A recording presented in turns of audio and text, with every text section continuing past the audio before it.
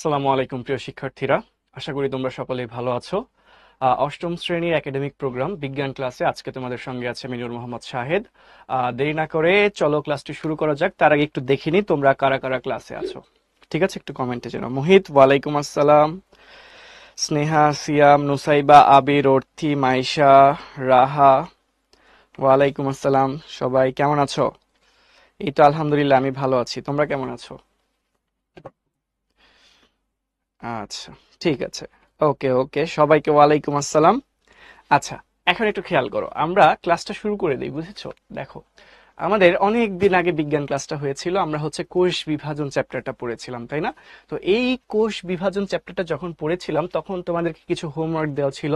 তো সেগুলা কারা কারা আনসার করেছো সেটা আমাকে একটু কমেন্টে জানাও, এবং একই সঙ্গে আমি আনসারগুলো খুব সংক্ষেপে বলে দিই, দেখো মিলিয়ে নাও কার সঙ্গে ঠিকঠাক হয়েছে কিনা। ঠিক আছে? তো দেখো, ফার্স্টেই বলা ছিল জিন কি। জিনটা কি বলতো? জিন হচ্ছে ডিএনএ এর একটা ক্ষুদ্রতম অংশ। জিন হচ্ছে একখণ্ড ডিএনএ যা জীবের কমপক্ষে একটি বৈশিষ্ট্যকে নিয়ন্ত্রণ করে থাকে, বা জীবের কমপক্ষে একটি বৈশিষ্ট্য প্রকাশের জন্য দায়ী। ঠিক আছে? তো ডিএনএ এর যে ক্ষুদ্রতম অংশ যা কমপক্ষে জীবের একটি মাত্র বৈশিষ্ট্য নিয়ন্ত্রণের জন্য দায়ী, সেই অংশটাকে আমরা কি বলছি? জিন বলছি। ঠিক আছে? ওকে, তাইফ, রামিসা, ওয়ালাইকুম আসসালাম। তোমরা হচ্ছে এখন একটু খেয়াল করো, আমরা হচ্ছে হোমওয়ার্কটা সলভ করছি, একটু দেখো। ঠিক আছে? ওকে, ঠিক আছে।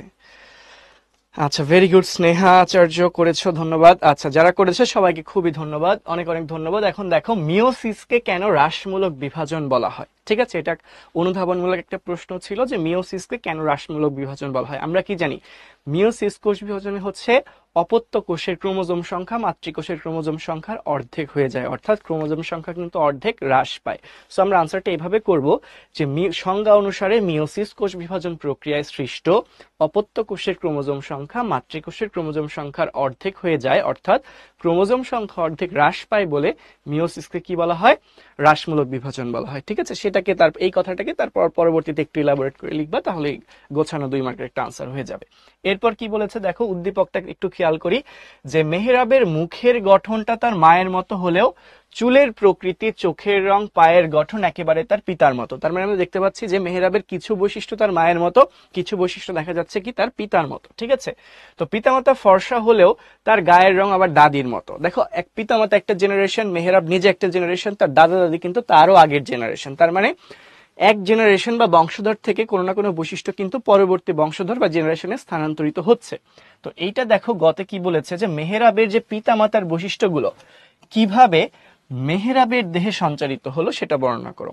আমরা কিন্তু বইয়ে পড়েছিলাম যে বংশগতি বলে একটা টপিক ছিল। বংশগতিতে ডিএনএ, ক্রোমোজোম, জিন ইত্যাদির ভূমিকা একটা টপিক আছে না বইয়ের মধ্যে? তো কি ছিল বলতো? এই যে এক বংশধর থেকে কোনো না কোনো বৈশিষ্ট্য পরবর্তী বংশধরে স্থানান্তরিত বা সঞ্চারিত হচ্ছে, এই ঘটনাটাকে আমরা বলি বংশগতি।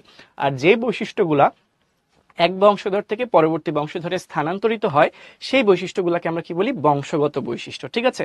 যেমন এই যে তোমার মেহরাবের হচ্ছে মুখের গঠনটা তার মায়ের মতো, তার মানে কি মেহরাব তার মুখের গঠন, এটা একটা বৈশিষ্ট্য না? এই বৈশিষ্ট্যটা তার মায়ের থেকে পেয়েছে, তার মানে মুখের গঠনটা মেহরাবের একটা বংশগত বৈশিষ্ট্য।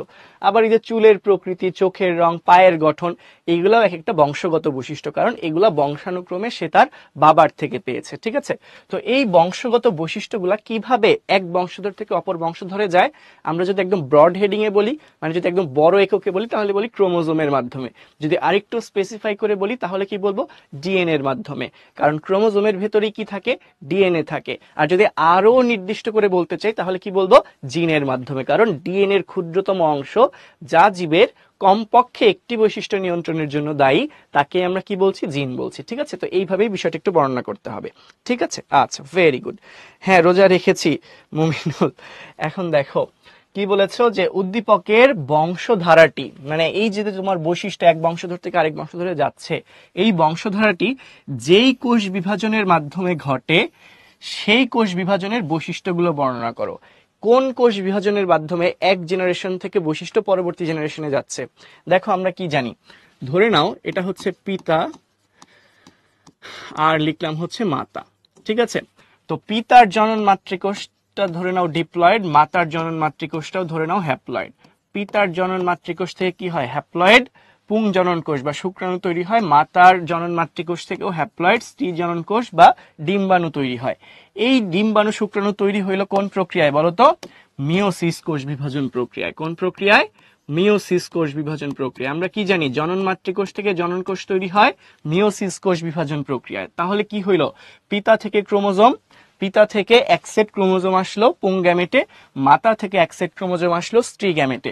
এই পুং গ্যামেট আর স্ত্রী গ্যামেট যখন মিলে গেল, মিলে কি তৈরি করলো?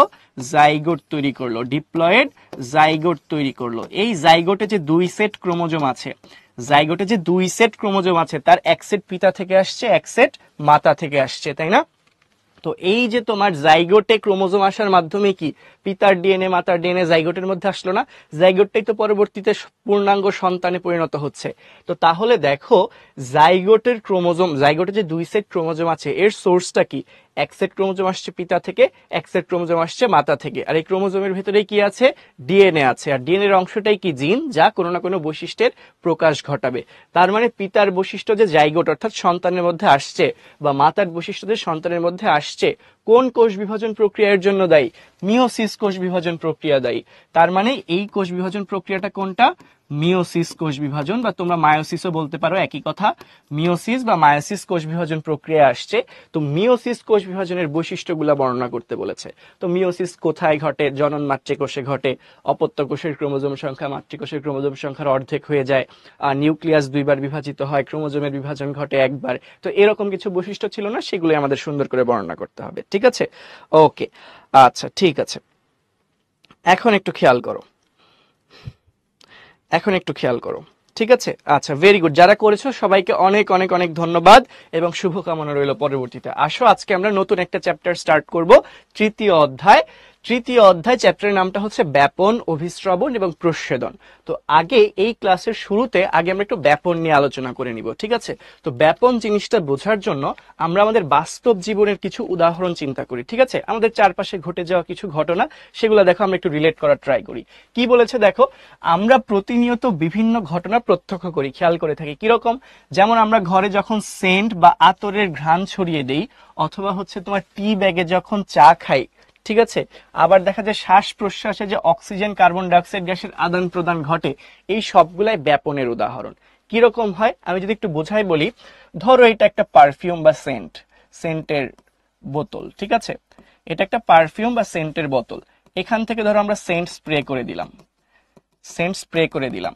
তো এই সেন্টের যে ঘ্রাণটা, সেটা কি সারা ঘরে ছড়িয়ে যায় না? ধরো তুমি বডি স্প্রে নিলা কোনো একটা, বা কোনো একটা পারফিউম নিলা, তাই স্প্রে করা মাত্রে বা এয়ার ফ্রেশনার দিলা রুমের মধ্যে, তাহলে কি হবে? এর স্মেলটা, ঘ্রাণটা সারা ঘরে ছড়ায় যায় না?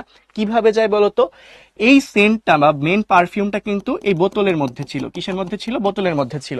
এরপর যখন আমি এটা পরিবেশে উন্মুক্ত করে দিলাম, বোতলের বাহিরে নিয়ে আসলাম, তখন দেখা গেল এই সেন্টের একদম বোতলের কাছাকাছি এলাকায় সেন্টের অণুগুলার বা উপাদানের পরিমাণটা অনেক বেশি। বাট ঘরের একদম দূরের এলাকায় চিন্তা করতে, এখানে কি সেন্টের উপাদানের পরিমাণটা অনেক কম। তো আস্তে আস্তে কি হয়? সেন্টের উপাদান যেখানে বেশি আছে, ধরো এখানে সেন্টের পরিমাণটা কি বেশি, মাত্রই তুমি স্প্রে করেছো, তাহলে এই এলাকা দিয়ে চারপাশ দিয়ে কি সেন্টের পরিমাণটা বেশি। বাট এই দূরে পারফিউমের যে অণুগুলা বা সেন্টের যে অণুগুলা, সেটার পরিমাণ কি কম না, বা নাই বললেই চলে। তাহলে দেখা যাবে কি এখানে ধরে নিলাম হচ্ছে কম অথবা হচ্ছে নাই। তাহলে সেন্টের অণুগুলা বেশি ঘনত্বের এলাকা থেকে কি কম ঘনত্বের এলাকায় ছড়িয়ে পড়বে না? এই ঘটনাটাকে আমরা কি বলছি? ব্যাপন বলছি। অর্থাৎ বেশি ঘনত্বের এলাকা থেকে কম ঘনত্বের এলাকায় এই সেন্টের অণুগুলা কিন্তু ছড়িয়ে পড়বে। আবার আমরা যদি একটু আরেকটা উদাহরণ দেওয়ার ট্রাই করি, আরেকটা উদাহরণ দেওয়ার যদি ট্রাই করি, ধরো আমরা একটা চায়ের কাপ চিন্তা করি। ঠিক আছে? এটা ধরে নেওয়া হচ্ছে একটা চায়ের কাপ। ঠিক আছে? এটা চিন্তা করো একটা চায়ের কাপ। এই চায়ের কাপের ভেতরে ধরো তুমি একটা টি ব্যাগ রেখেছো। ঠিক আছে? ধরো হচ্ছে এটা ধরে নাও হচ্ছে পানি, পানির ভেতরে হচ্ছে এটা ধরে নাও পানি। ঠিক আছে? এর ভেতরে তুমি একটা টি ব্যাগ রেখেছো, ধরো এইভাবে টি ব্যাগটা তুমি ডুবিয়ে দিয়েছো। ঠিক আছে? এটা ধরে নাও একটা টি ব্যাগ। তো এই টি ব্যাগ যখন তুমি ডুবিয়ে দিচ্ছ, তখন দেখা যাচ্ছে কি চায়ের পরিমাণটা কি টি ব্যাগের ভেতরে বেশি না? টি ব্যাগের ভেতরে চায়ের পরিমাণটা বেশি। আর কাপের ভেতরে যে পানি আছে, সেখানে প্রথম কথা চা নেই, অথবা থাকলেও খুব কম পরিমাণে আছে। তাহলে দেখা যায় আস্তে আস্তে টি ব্যাগ থেকে চাটা কোথায় চলে আসে? টি ব্যাগ থেকে চাটা কিন্তু বের হয়ে আস্তে আস্তে কিন্তু এই পানির মধ্যে ভরে যায়। এভাবেই তো আমরা চাটা বানিয়ে ফেলছি টি ব্যাগের সাহায্যে।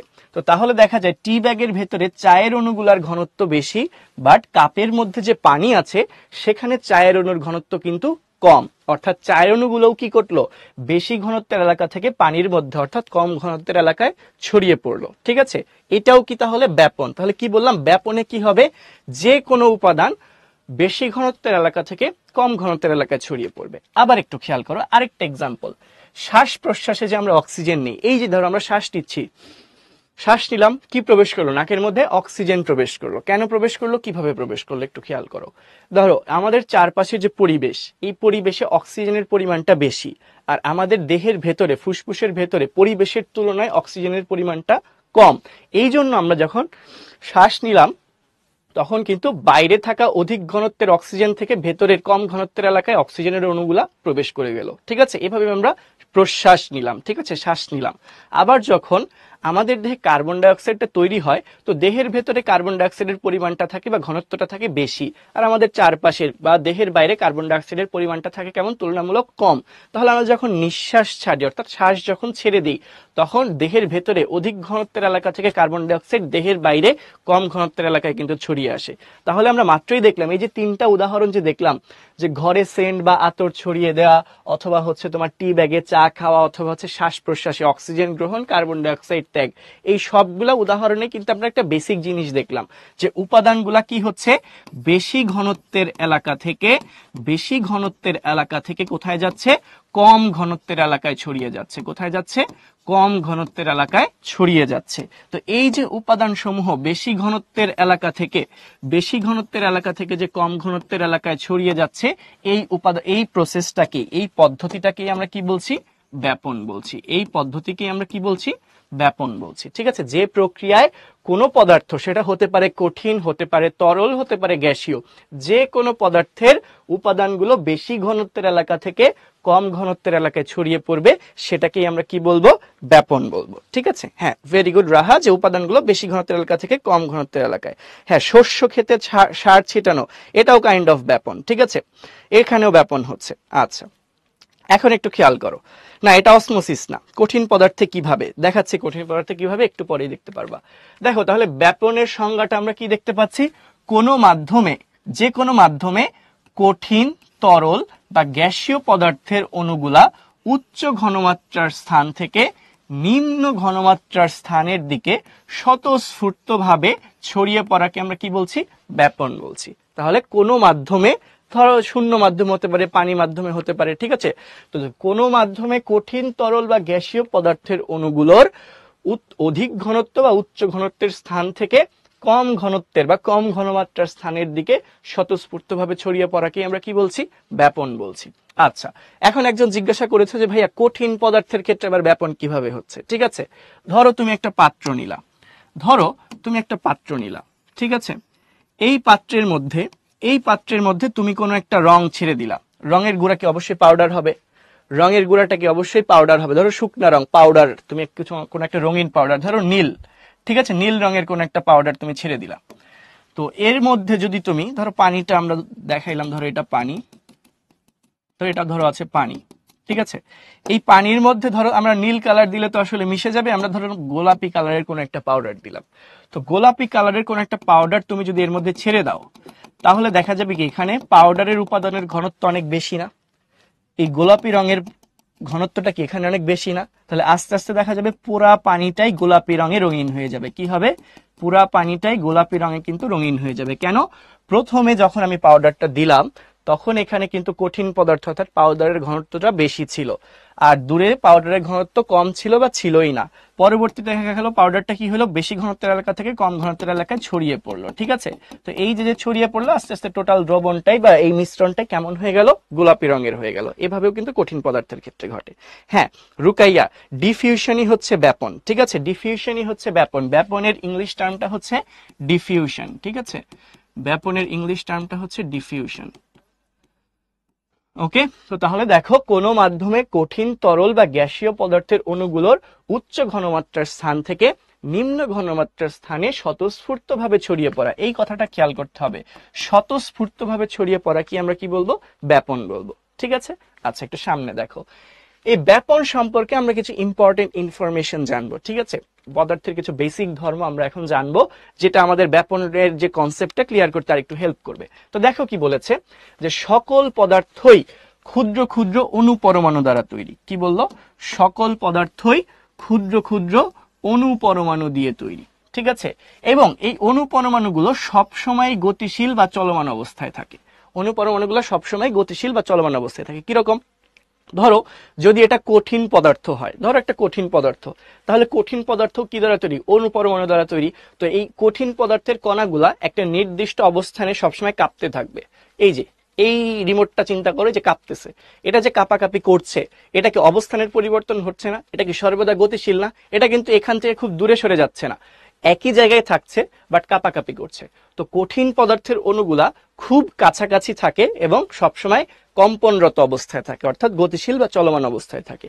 আবার যদি এটা তরল পদার্থের অণু হয়, তাহলে এক অণু থেকে আরেক অণু একটু দূরে থাকে, তাহলে দেখা যায় যে এরা এইভাবে একটা একটার সাথে ধাক্কা লাগতেছে, দূরে যাচ্ছে, ধাক্কা লাগতেছে, মানে বড় রেঞ্জে কাঁপাকাঁপি করতেছে, ঠিক আছে? অবস্থানের পরিবর্তন সামান্যভাবে হচ্ছে। আর যদি গ্যাসীয় পদার্থের উপাদান হয়, তাহলে দেখা যায় মুক্তভাবে এরা চলাচল করতে পারে। যেই পাত্রে রাখা হবে গ্যাসটাকে, সেই পাত্রের মধ্যে এটা মুক্তভাবে চলাচল করতে পারবে, মানে অনেক বেশি গতিশীল থাকবে। তার মানে কি বললাম? কঠিন হোক, তরল হোক, গ্যাসীয় হোক, পদার্থ যেমনই হোক না কেন, তার যে কণাগুলা অর্থাৎ অণু পরমাণু সর্বদাই কেমন থাকবে? গতিশীল বা চলমান অবস্থায় থাকবে, ঠিক আছে? তো এই যে পদার্থের যে কণাগুলা অর্থাৎ অণু পরমাণুগুলা গতিশীল অবস্থায় আছে, এই কারণে এদের মধ্যে একটা শক্তির উদ্ভব ঘটবে। সেটাকে আমরা কি বলি? গতিশক্তি। তোমরা জানো যান্ত্রিক শক্তির দুইটা রূপ আছে, ঠিক আছে? যান্ত্রিক শক্তির দুইটা রূপ, একটাকে আমরা বলি গতিশক্তি আর একটা হচ্ছে স্থিতিশক্তি। গতিশক্তিটা কি? কোনো বস্তুর গতির কারণে, কোনো বস্তু যদি গতিশীল হয়, গতির কারণে তার মাঝে যখন শক্তির উদ্ভব ঘটে, সেই শক্তিটাকে আমরা কি বলছি? গতিশক্তি। আর কোনো বস্তুর যদি অবস্থানের পরিবর্তন ঘটাই, ধরো এটা আমার হাতে এখানে আমি রেখে দিয়েছিলাম, এখান থেকে রিমোটটাকে আমি যদি একটু উঁচুতে নিয়ে যাই, তাহলে কি অবস্থানের পরিবর্তন ঘটাইলাম না? তো কোনো বস্তুর অবস্থানের পরিবর্তন ঘটাইলে এর মধ্যে যে শক্তির উদ্ভব ঘটে, সেটাকে আমরা কি বলি? স্থিতিশক্তি। তো আমাদের এত কিছু এখন লাগবে না, যেহেতু গতিশক্তি ওয়ার্ডটা এসেছে, সো আমি গতিশক্তি নিয়ে একটু বললাম যে কোনো একটা বস্তু যদি গতিশীল হয়, তো তার গতিশীলতার কারণে তার মধ্যে যে শক্তিটার সৃষ্টি হচ্ছে, সেটাকেই আমরা কি বলছি? গতিশক্তি বলছি। তো এই অণু পরমাণুগুলোর মধ্যে যেহেতু এরা সবসময় গতিশীল থাকে, সো এদের মধ্যে কি কি সৃষ্টি হয়? গতিশক্তির সৃষ্টি হয়। আর এই অণু পরমাণুগুলোর গতিশক্তির প্রভাবে এদের মধ্যে এক প্রকার চাপ সৃষ্টি হয়। কিভাবে বলতো? ধরো একটা পাত্র, ধরো একটা পাত্র, ঠিক আছে? এই পাত্রের মধ্যে এই অণু পরমাণুগুলো ছোটাছুটি করতেছে, কাপাকাপি করতেছে। তো এরা যখন কাপাকাপি করবে, এরা সর্বদাই গতিশীল হবে না? তো গতিশীল যদি হয়, তাহলে এদের একটা আরেকটার সাথে ধাক্কা লাগতে থাকবে না? তো ওরা এই ধাক্কা ধাক্কির মধ্যে থাকতে চাবে না, ওরা চাবে একটু রিল্যাক্সে ফাঁকা জায়গায় থাকতে, যাতে ওদের মধ্যে ধাক্কা ধাক্কিটা কম হয়, ঠিক আছে? তুমি নর্মালি একটু চিন্তা করো, তোমাকে যদি খুবই ভিড়ের মধ্যে একটা জায়গায় রেখে দিই, তোমার খুব আনকমফোর্টেবল ফিল হবে না? অস্বস্তি লাগবে না? তুমি কি চাবা? একটু ফাঁকা জায়গায় থাকতে চাওয়া, যাতে যেখানে হচ্ছে তোমার ক্রাউড কম, রাশ কম, এরকম জায়গায় তুমি থাকতে চাচ্ছ না? তো এই যে যে টেন্ডেন্সি, এটা কিন্তু অণু পরমাণুগুলোর মধ্যেও দেখা যায়, যে ওরা খুব বেশি কনজেস্টেড একটা পরিবেশে, অনেক বেশি চাপাচাপি হয়, অনেক বেশি কাপাকাপি হচ্ছে বা ধাক্কাধাক্কি হচ্ছে, এমন পরিবেশে ওরা থাকতে চায় না, ওরা একটা ফাঁকা জায়গায় দূরে সরে গিয়ে থাকতে চায়, ঠিক আছে? তো এই যে কম জায়গার মধ্যে যখন অনেক পরমাণু কাপাকাপি করতে থাকে, তখন ওদের ভিতরে একটা চাপ সৃষ্টি হচ্ছে, ঠিক আছে? তো গতিশক্তির প্রভাবে এক প্রকার চাপ সৃষ্টি হচ্ছে। এর কারণে দেখা যায় কি, অধিক ঘনত্বযুক্ত স্থান থেকে কম ঘনত্বযুক্ত স্থানে অণুগুলা ছড়িয়ে পড়ে। ওই যে বললাম, যেখানে চাপাচাপি বেশি ওরা সেখানে থাকতে চায় না, যেখানে কম ঘনত্ব, চাপাচাপি কম, ওরা সেখানে ছড়িয়ে পড়তে চায়। তো এই যে যে তোমার যেই চাপের কারণে ওরা অধিক ঘনত্বের এলাকা থেকে কম ঘনত্বের এলাকায় ছড়িয়ে পড়লো, যেই চাপের কারণে এই যে এক প্রকার চাপ সৃষ্টি হলো না, এই চাপটাকেই আমরা কি বলি বলতো? এই চাপটাকেই আমরা কি বলি? এই চাপটাকেই আমরা কি বলি? ব্যাপন চাপ। এই চাপটাকেই আমরা কি বলি? ব্যাপন চাপ বলি, ঠিক আছে? এই চাপটাকেই আমরা কি বলি? ব্যাপন চাপ বলি, ঠিক আছে? এই চাপটাকে আমরা বলি হচ্ছে ব্যাপন চাপ। তাহলে কি বললাম? অণু পরমাণুগুলার গতিশক্তির প্রভাবে এদের মধ্যে এক প্রকার চাপ সৃষ্টি হয়, যার প্রভাবে এরা কি করে? অধিক ঘনত্বের এলাকা থেকে কম ঘনত্বের এলাকায় ছড়িয়ে পড়ে। তো এই চাপটাকে আমরা কি বলতেছি? ব্যাপন চাপ বলতেছি। অর্থাৎ আমরা বলতে পারি ব্যাপন চাপের কারণেই ব্যাপন হচ্ছে। কি বললাম? ব্যাপন চাপের কারণেই ব্যাপন হচ্ছে। এখন তোমাকে যদি প্রশ্ন করা হয় যে ব্যাপন তাহলে কেন হচ্ছে?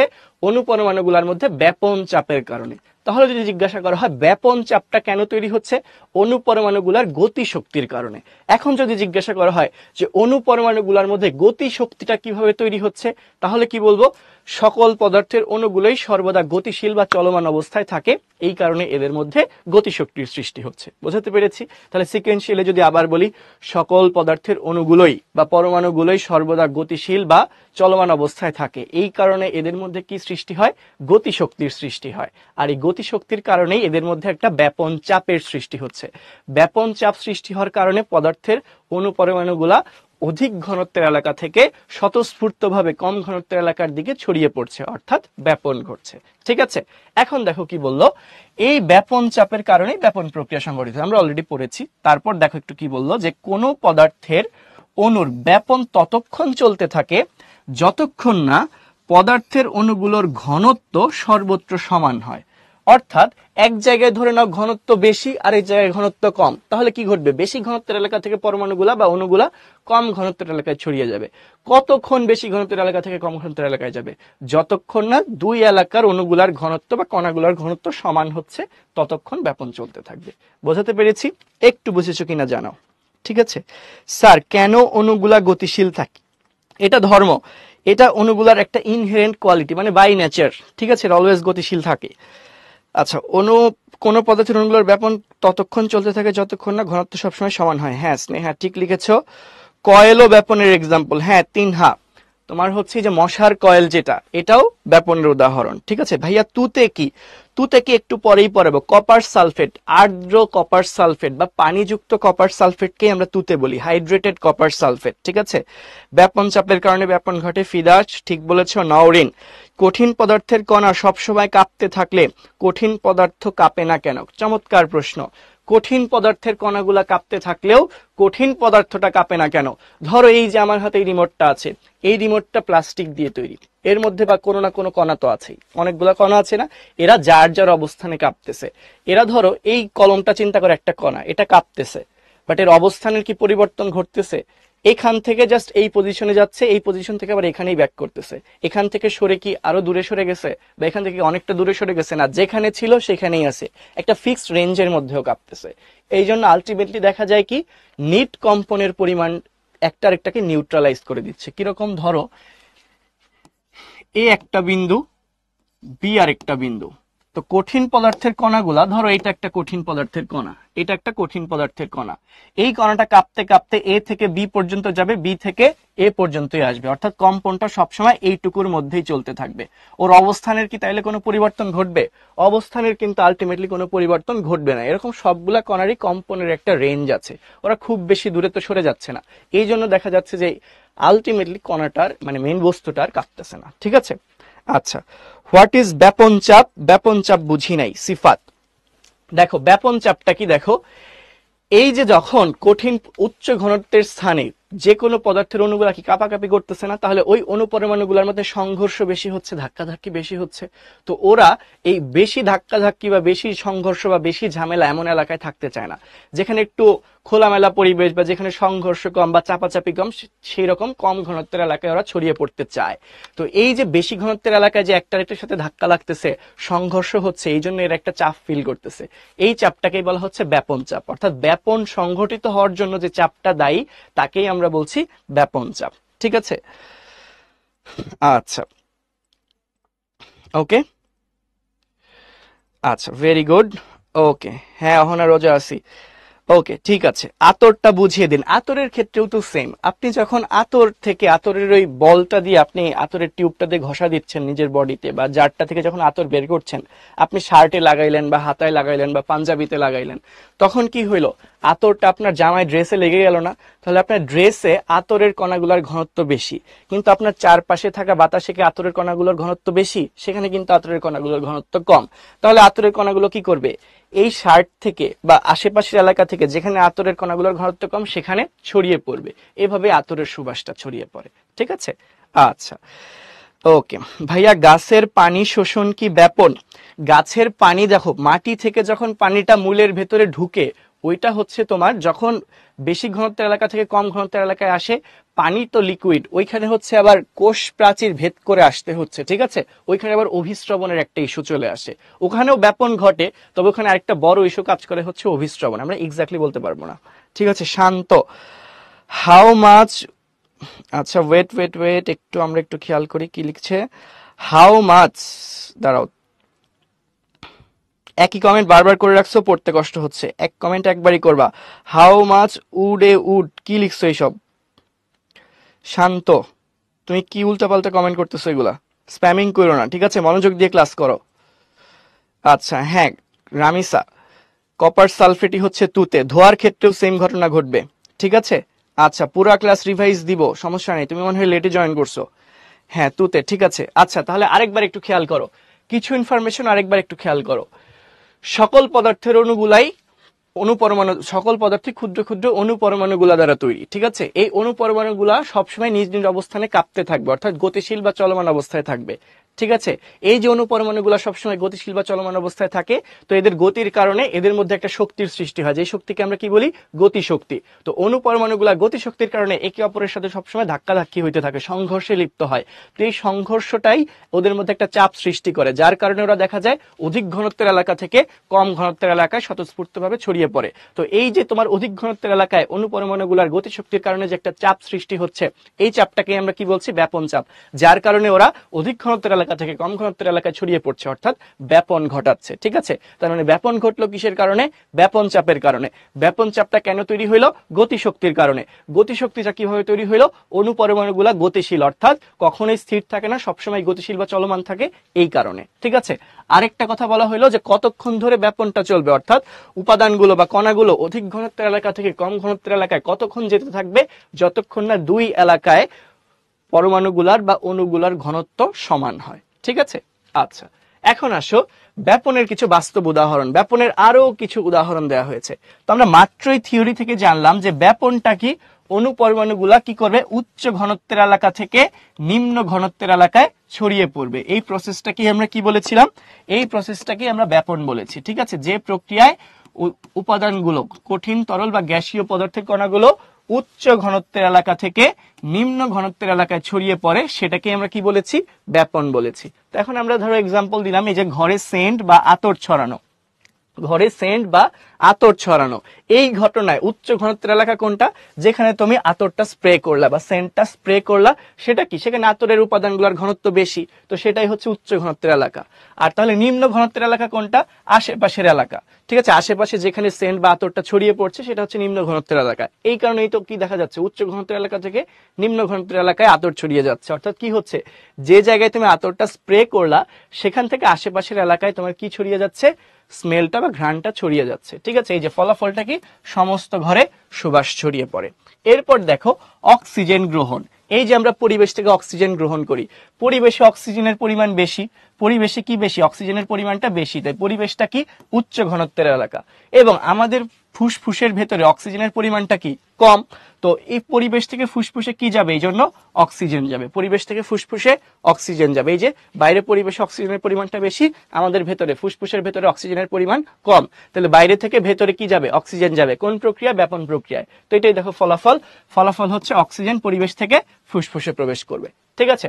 আবার চলে আসো, এই যে তুতে, এতক্ষণ তোমরা তুতে নিয়ে চিল্লাপাল্লা করতেছিলা, তুতে কি, তুতে হচ্ছে কপার সালফেট, কপার সালফেট সাথে থাকবে কি 5 অণু পানি, ঠিক আছে, এটাকে আমরা বলি পানিযুক্ত কপার সালফেট, কি বলি, পানিযুক্ত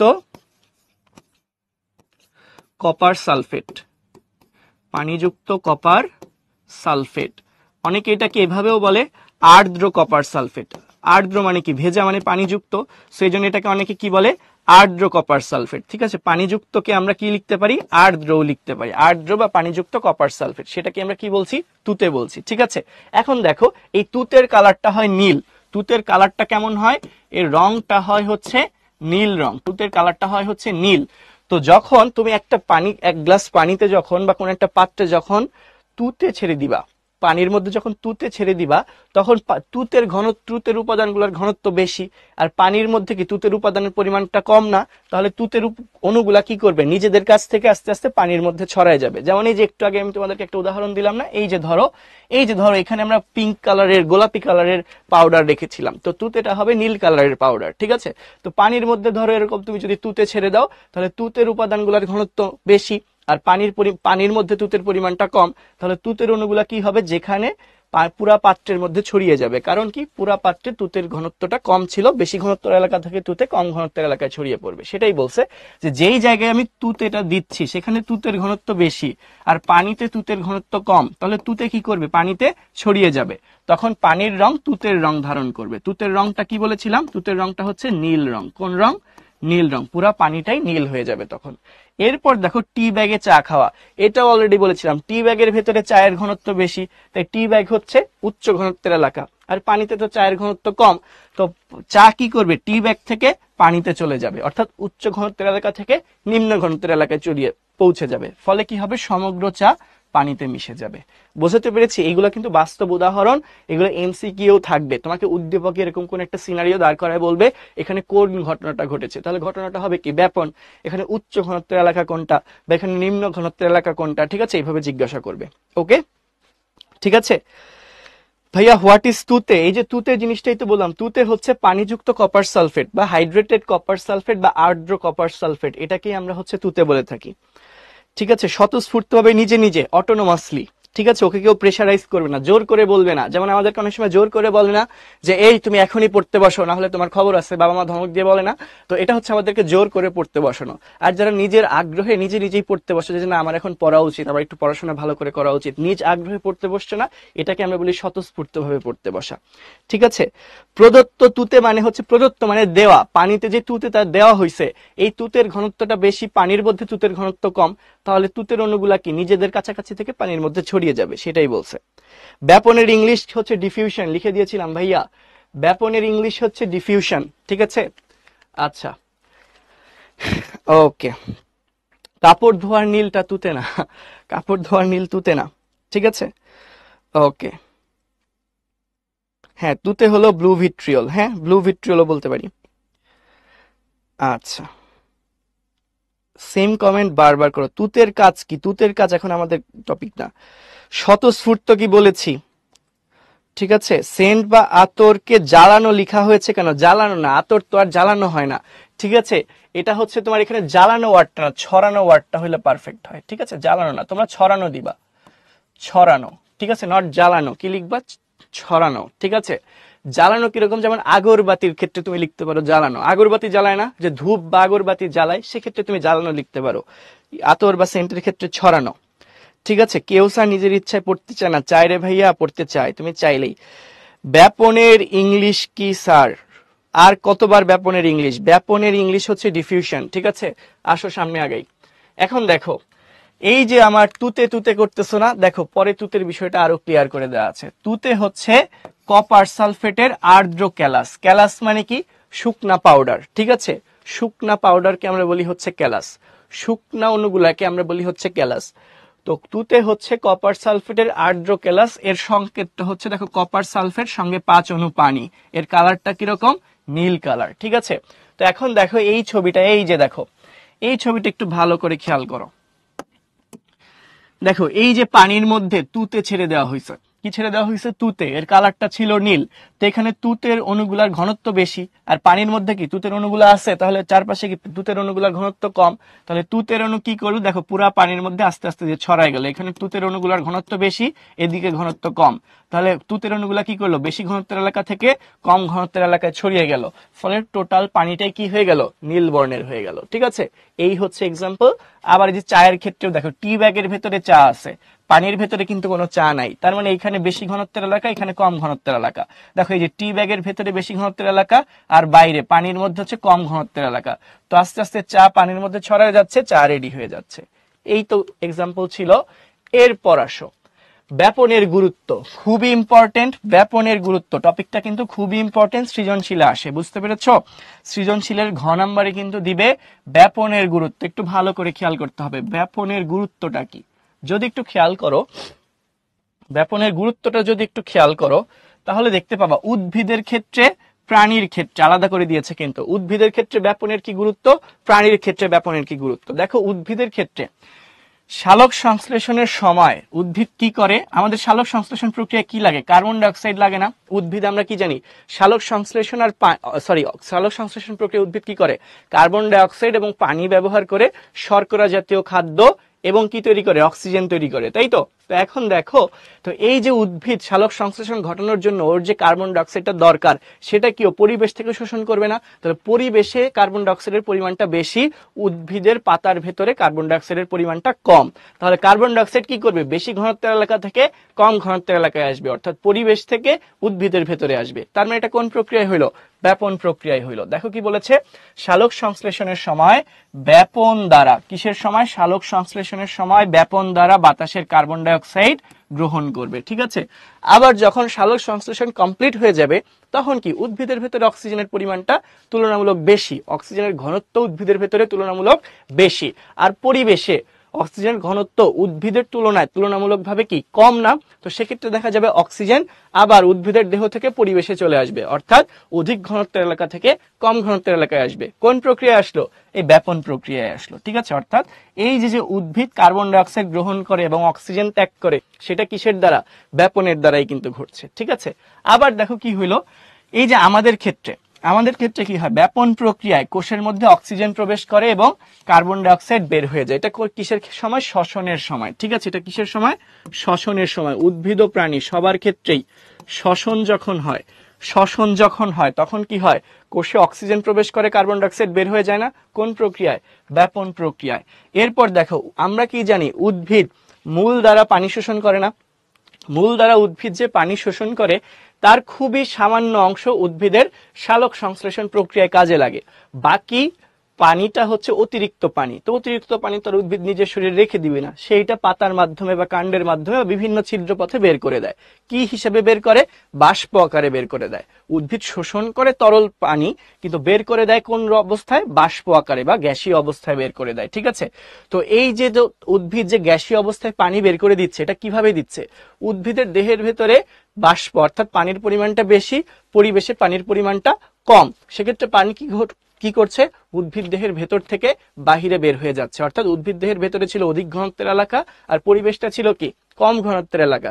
অর্থাৎ কি হচ্ছে, পানিটা অধিক ঘনত্বের এলাকা থেকে কম ঘনত্বের এলাকায় ছড়িয়ে যাচ্ছে, এটাকেই আমরা কি বলছি, ব্যাপন বলছি। দেখো উদ্ভিদ দেহে শোষিত পানি বাষ্প আকারে প্রস্বেদনের মাধ্যমে দেহ থেকে ব্যাপন প্রক্রিয়ায় বের করে দেয়, ঠিক আছে। কারণ উদ্ভিদের দেহে পানির পরিমাণটা ছিল বেশি, পরিবেশে অর্থাৎ বায়ুতে পানির পরিমাণ তুলনামূলকভাবে কম, তাহলে দেখা গেল কি উদ্ভিদের দেহের ভেতর থেকে পানি কোথায় চলে গেল, বায়ুতে চলে গেল, কি আকারে, বাষ্প আকারে। কোন প্রক্রিয়ায়, ব্যাপন প্রক্রিয়ায়, ঠিক আছে। এরপর দেখো প্রাণীর ক্ষেত্রে কি ঘটে সেটা একটু দেখি। প্রাণীদের ক্ষেত্রে শ্বসনের সময় অক্সিজেন এবং কার্বন ডাই অক্সাইডের আদান প্রদান ব্যাপনের দ্বারা। শ্বসন তো উদ্ভিদেও হয়, প্রাণীদেরও হয়, তাহলে এইটাও কিন্তু সেম, এই যে শ্বসনের সময় একই, অক্সিজেন এবং কার্বন ডাই অক্সাইডের যে আদান প্রদান, দেহে অক্সিজেন গ্রহণ, কার্বন ডাই অক্সাইড ত্যাগ, কিসের মাধ্যমে হচ্ছে, ব্যাপন প্রক্রিয়া। কি দ্বারা, ব্যাপন প্রক্রিয়ার দ্বারা হচ্ছে। এরপর দেখো কি বলেছে, রক্ত থেকে পুষ্টি উপাদান, অক্সিজেন ইত্যাদি লসিকায় পরিবহন এবং লসিকা থেকে কোষে পরিবহন ব্যাপন প্রক্রিয়া দ্বারা সম্পন্ন হয়। তোমাদের একটু বোঝা দরকার যেখানে লসিকা জিনিসটা আসলে কি, আর লসিকা কি তোমরা কি জানো, প্রস্বেদন মানে উদ্ভিদ যে প্রক্রিয়ায় তার অতিরিক্ত পানি দেহ থেকে বের করে দেয় তাকেই আমরা প্রস্বেদন বলি, ঠিক আছে। হ্যাঁ, সালোক সংশ্লেষণ মানেই ফটোসিনথেসিস। আচ্ছা, তোমরা লসিকা কি জানো না, দেখো আমি বুঝিয়ে দিচ্ছি সবটা, ঠিক আছে, রিল্যাক্স। ওকে, এখন দেখো কুইজ আছে, সামনেই কুইজ আছে, একটু আমি লসিকা জিনিসটা বুঝিয়ে দিচ্ছি। দেখো একটু যদি খেয়াল করো, আমরা কি জানি কতগুলা কোষ মিলে টিস্যু তৈরি হয় না, একই অথবা বিভিন্ন প্রকারের একগুচ্ছ কোষ যখন একত্রিত হয়ে মানে একসাথে থেকে একই রকম কাজ করে এবং এদের উৎপত্তি যদি একই জায়গা থেকে হয়, তাহলে কোষের গুচ্ছটাকে আমরা কি বলি, টিস্যু বলি। ধরে নাও এটা হচ্ছে একটা টিস্যু, এই টিস্যুর ভিতরে কি আছে, তাহলে অনেক অনেক কোষ থাকবে, এই টিস্যুর ভিতরে কি থাকবে, অনেকগুলা কোষ থাকবে। ধরো এটা একটা কোষ, এটা আরেকটা কোষ, এটা আরেকটা কোষ, এটা ধরো আরেকটা কোষ, ঠিক আছে। এরকম আমি ধরো অনেকগুলা কোষ আঁকলাম, কি আঁকলাম, কোষ আঁকলাম, তাহলে কতগুলা কোষ মিলে কি তৈরি করলো বলো তো? টিস্যু তৈরি করলো। তাহলে এটা আমরা কি দেখতে পাচ্ছি? টিস্যু দেখতে পাচ্ছি। ঠিক আছে, এখন এই যে টিস্যু গঠনকারী কোষ, এর ফাঁকে ফাঁকে কি ফাঁকা জায়গা আছে না? টিস্যু যে কোষগুলা দ্বারা গঠিত হয়েছে এর ফাঁকে ফাঁকে কি ফাঁকা জায়গা আছে না? এই ফাঁকা জায়গায় কিছু বিশেষ তরল পদার্থ থাকে। কি থাকে? এই টিস্যু গঠনকারী কোষের ফাঁকে ফাঁকে কিছু বিশেষ তরল পদার্থ থাকে। এই তরল পদার্থ কি কোষের ফাঁকে ফাঁকে তরল পদার্থটা আছে না? কোষের মধ্যবর্তী ফাঁকা জায়গায় তরল পদার্থটা আছে না? তো কোষের মধ্যবর্তী ফাঁকা জায়গায় যে তরল পদার্থটা আছে, এই তরল পদার্থটাকে আমরা বলছি আন্তঃকোষীয় তরল পদার্থ। কি বলছি? আন্তঃকোষীয়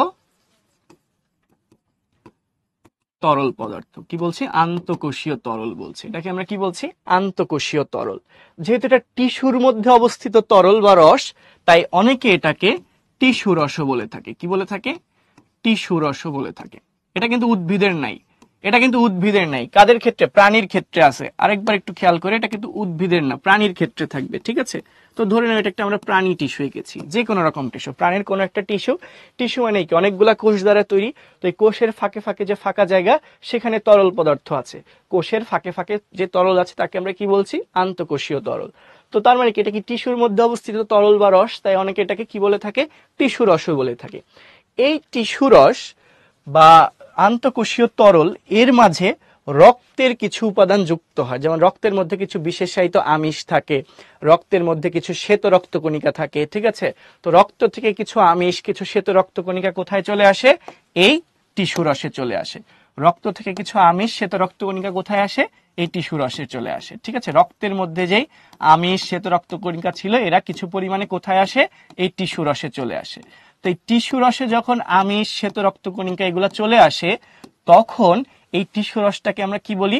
তখন এই বিশেষ টিস্যু রসটাকে আমরা বলি হচ্ছে লসিকা। তখন এদেরকে আমরা কি বলছি? লসিকা। ঠিক আছে, তাহলে কি বললাম? কথাটা খেয়াল করো। টিস্যু গঠনকারী কোষের ফাঁকে ফাঁকে যে তরল পদার্থ থাকে তাকে আমরা বলি আন্তঃকোষীয় তরল। এই তরলটা কি টিস্যুর মধ্যেই তো আছে, তাই এটাকে অনেকে টিস্যু রসও বলে থাকে। এই তরল পদার্থের মধ্যে যখন রক্তের কিছু উপাদান, যেমন রক্তের আমিষ, তারপর হচ্ছে রক্তের কণিকা। কোন কণিকা? রক্তে 3 ধরনের কণিকা থাকে, লাল রঙের লোহিত রক্তকণিকা, কোনো রং ছাড়া শ্বেত রক্তকণিকা, ছোট ছোট অনুচক্রিকা। তো এর মধ্যে শ্বেত রক্তকণিকা আর হচ্ছে কি বললাম, রক্তের আমিষগুলা যখন বেশি পরিমাণে কোথায় চলে আসবে? এই টিস্যু রসের মধ্যে চলে আসবে বা আন্তঃকোষীয় তরলের মধ্যে চলে আসবে, তখন ওই রসটা বা আন্তঃকোষীয় তরলের নাম হয়ে যাবে কি? লসিকা। ঠিক আছে, তো এখন ধরো আমরা কি জানি? আমাদের কোষে খাদ্য, অক্সিজেন, পুষ্টি উপাদান, বিভিন্ন জিনিসপত্র পৌঁছে দেওয়ার দায়িত্ব কার? রক্তের। ঠিক আছে, তো ধরে নাও আমি আঁকছি একটা রক্তবাহিকা। ধরে নাও আমি একটা কি আঁকছি? রক্তবাহিকা আঁকছি। ঠিক আছে, ধরে নাও আমি একটা কি আঁকছি? রক্তবাহিকা আঁকছি। ধরে নাও হচ্ছে এটা একটা রক্তবাহিকা। ঠিক আছে, এর মধ্যে কি আছে? রক্ত আছে। এই রক্তবাহিকার ভেতরে কি আছে? ধরে নাও এই লাল লাল লাল লাল এগুলো হচ্ছে রক্ত। এই রক্তবাহিকার ভেতরে কি আছে? রক্ত আছে। এখন এই রক্তের ভেতরেই তো আমার খাবার দাবার রয়েছে না? এই রক্তের ভেতরেই কি আছে? খাদ্য, পুষ্টি, অক্সিজেন এগুলো আছে। ঠিক আছে, তো খাদ্য, পুষ্টি, অক্সিজেন কোথায় আসা দরকার? কোষে আসা দরকার না? এই খাদ্য, পুষ্টি, অক্সিজেন গুলা কিন্তু কোষের ভেতরে আসা দরকার। কিন্তু এই খাদ্য, পুষ্টি, অক্সিজেন সরাসরি কি কোষে আসতে পারবে না? প্রথমে এদেরকে কোথায় আসতে হবে? রক্ত থেকে এই লসিকাতে আসতে হবে। কোথায় আসতে হবে? রক্ত থেকে এই লসিকার ভেতরে আসতে হবে। কোন প্রক্রিয়া আসবে? ব্যাপন প্রক্রিয়ায়। কেন ব্যাপন প্রক্রিয়ায়? কারণ রক্তের মধ্যে অক্সিজেনের পরিমাণ বেশি, খাদ্য উপাদানগুলোর পরিমাণ বেশি, আর এই লসিকার মধ্যে অক্সিজেন, খাদ্য উপাদানের পরিমাণ কম। তাহলে ব্যাপন প্রক্রিয়া এরা কি করবে? প্রথমে আসবে লসিকাতে। কোথায় আসবে? লসিকাতে আসবে। তাহলে কি বললাম? রক্ত থেকে খাদ্য, পুষ্টি প্রভৃতি উপাদান কোথায় আসবে? প্রথমে লসিকাতে আসবে। ঠিক আছে, কোন প্রক্রিয়ায় আসবে বলতো? ব্যাপন প্রক্রিয়ায়। কোন প্রক্রিয়ায়?